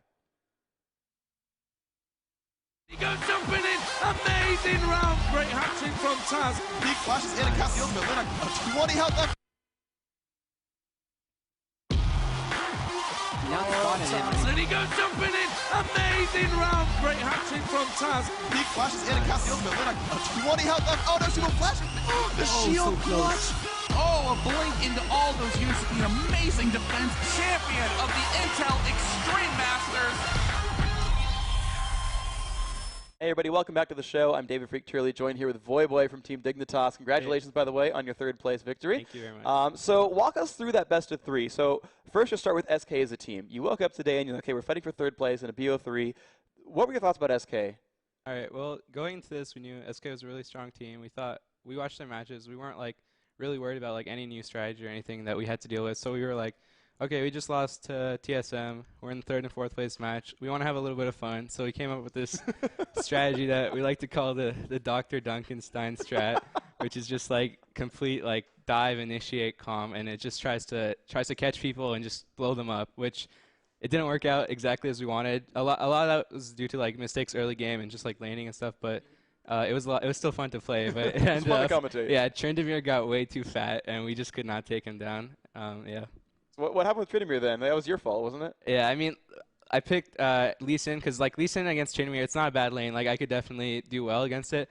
And then I suspected the level 1 gang top with like 3 of them that made me blow my summoners in a few pots. Like I should have seen that coming, and I walked into lane too early, and that kind of set me behind because I didn't have flash and they had a Maokai, so like obviously like you can't be aggressive in lane. So yeah. Trindamir just got like free farm and ended up taking the game over, which was really good. Okay. So then what happened in game 2? Was the Dunkenstein strat just have fun? It wasn't super serious? Or? I mean, it's a good strat, but we ended up just going back to like our our more trusted, tried and true strategies like Rise and Aurelia, and we ended up just playing a safe game, taking over, farming up, and we also like we're trying to catch them in that game. Like as Aurelia, we'd Shirelias, and then I just run in and slow like Candy Panda, and then we just all jump on them, which ended up working out pretty well. Okay, cool. So walk us through sort of your champion selection choices there. You said Rise and Aurelia were two pretty key members there, but what were your big targets? So actually, two questions. So one, did you say, okay, we're going to go for this like jump on a guy, focus Aurelia strategy before the game, or did you sort of pan that out over champion select? It wasn't like before the game. Like as the picks developed, we were like, okay, this is how it's looking. Like we have a really tanky AV caster. Like we're gonna have a comp that can protect Graves, because Graves ended up with like full items, and then I would dive in, and I had like 2 Bloodthirsters and like insane regen from Aurelia, so I would take focus and I'd disengage, and then my team would jump in and clean up, and then I'd just heal the full, and we were able to win off that. Okay, so tell me about the Aurelia build. I hadn't really seen like Phage, Atma's, and then like Bloodthirster stack. I see different builds from like all different Aurelia players. Do you think that's the best build, or is that for that game, or what is it depends. Like I started that game off with a lot of armor. I ended up getting really ahead. Like I went like 8-2, and that got me like a really fast frozen Atmas. And then after that, like I was tanky enough to where like they only had like Morgana as like burst, so I didn't need much MR, and they had like 3 ADs, so I had enough armor to mitigate like most of their damage. And then I just went into Bloodthirsters, because after like if they didn't insta-jib me like at the fight where we got aced, like I jumped in because I thought we were engaging, and that was a mistake, and that was like the one problem in the game. Otherwise, like the Bloodthirsters would just let me stay alive in team fights and just like soak up like a bunch of damage. And since I had so much like effective HP, the Bloodthirsters would just let me heal full off fights. Okay, cool. So then you guys won game 2, and it was just a long, drawn out, just brutal game, and you finally edged it out. So then what was game 3? Were you looking to just run the same kind of strategy? Were you looking to change any bans? What was that about? Game 3, we just picked our strong champs, and like we were like, okay, we're gonna pick. We wanted the Nunu Graves comp bot because it's really strong, and we definitely wanted to secure Maokai because he's just such a strong jungler. And then we kind of knew going into that we'd probably be playing Akali, because we knew he'd probably go to Aurelia, because they first picked Aurelia. So we were like building a comp around like protecting Akali and just having like the team like Nunu counters Aurelia pretty hard, because once he snowballs her, she's kind of like hard pressed to do any damage. And then like as the game just developed, we ended up just taking over, and it didn't really even go into team fights. So yeah, it didn't really. So what happened on that top lane? Is Akali a counter pick to Aurelia? Is that what you said? Akali, if both players play well, it's really strong against Aurelia. But like Aurelia can still like farm the matchup and come out like fine, but it ended up not going exactly in his favor. Did he make mistakes to make that happen, or did you outplay him, or was it gank related? Like, how did you beat him so hard? I mean, you tower dived him at level 6 for first blood. Like. Yeah, he made some mistakes. Like he was definitely, I don't know how much experience he has against Akali, but he definitely should have like bought some more early MR and definitely like not stayed around with such little health. And I don't think he really like thought about how high my burst was at level 6. So he just kind of stuck around, and I killed him a few times. Okay, and then you ended up the game 9-0. So did you sort of change your playstyle around at that point? You're like, hey, I'm ahead as Akali. Do you start hunting more often? Do you counter jungle? What's the mindset at that point? Yeah, so I would just like run into their jungle, and like at a certain point, I was just sitting at their blue and camping it and trying to like wait for someone to come in to just blow them up. And then I saw Ocelot was alone in mid, so I just went over, jumped on him, and killed him. And then we were so far ahead at that point, like we could just start team fighting, and it was like it went like 17-3 as a team. Okay, cool. So looking at, you said earlier on that Graves Nunu is a really strong lane. What sort of pick order do you pick priority do you have for your lanes? You seem to pick bot lane together a couple times. How do you start out? Do you say we want to start out with a Morgana? Do you just rush for Graves a couple times? It really depends. Like Graves is such a strong AD carry right now. We think he's probably the best. That if Graves is up, we want to usually secure him early. Okay. And then there's other like really strong champions like Ryze, Karthus, like etc. that like are higher on the priority list, but otherwise like we ended up like we don't like when you pick, you don't want to show off too much. Like you don't want to set up lanes that allow you to get counterpicked. So so we just try to get strong champions early, and if that doesn't pan out, we'll wait to see what they pick and then try to work a team comp around that. All right, great. Thanks very much. So final question, what's your prediction for the grand finals? It's gonna be close. I'll put my money on M5, but I want TSM to win. So. All right, great. Thanks very much for the interview. Thank you. Congrats on Game 3, and Thank you. we're going to kick it to a quick break. And, of course, later in the day, we will have our grand final match between Moscow 5 and Team Solomid, so don't go anywhere, and we'll be back soon. And he goes jumping in. Amazing round. Great hat-trick from Taz. Big flashes in and cast the ultimate. Lina, 20 health left. Oh no, she will flash. The shield clutch. Oh, a blink into all those units. An amazing defense. Champion of the Intel Extreme Masters.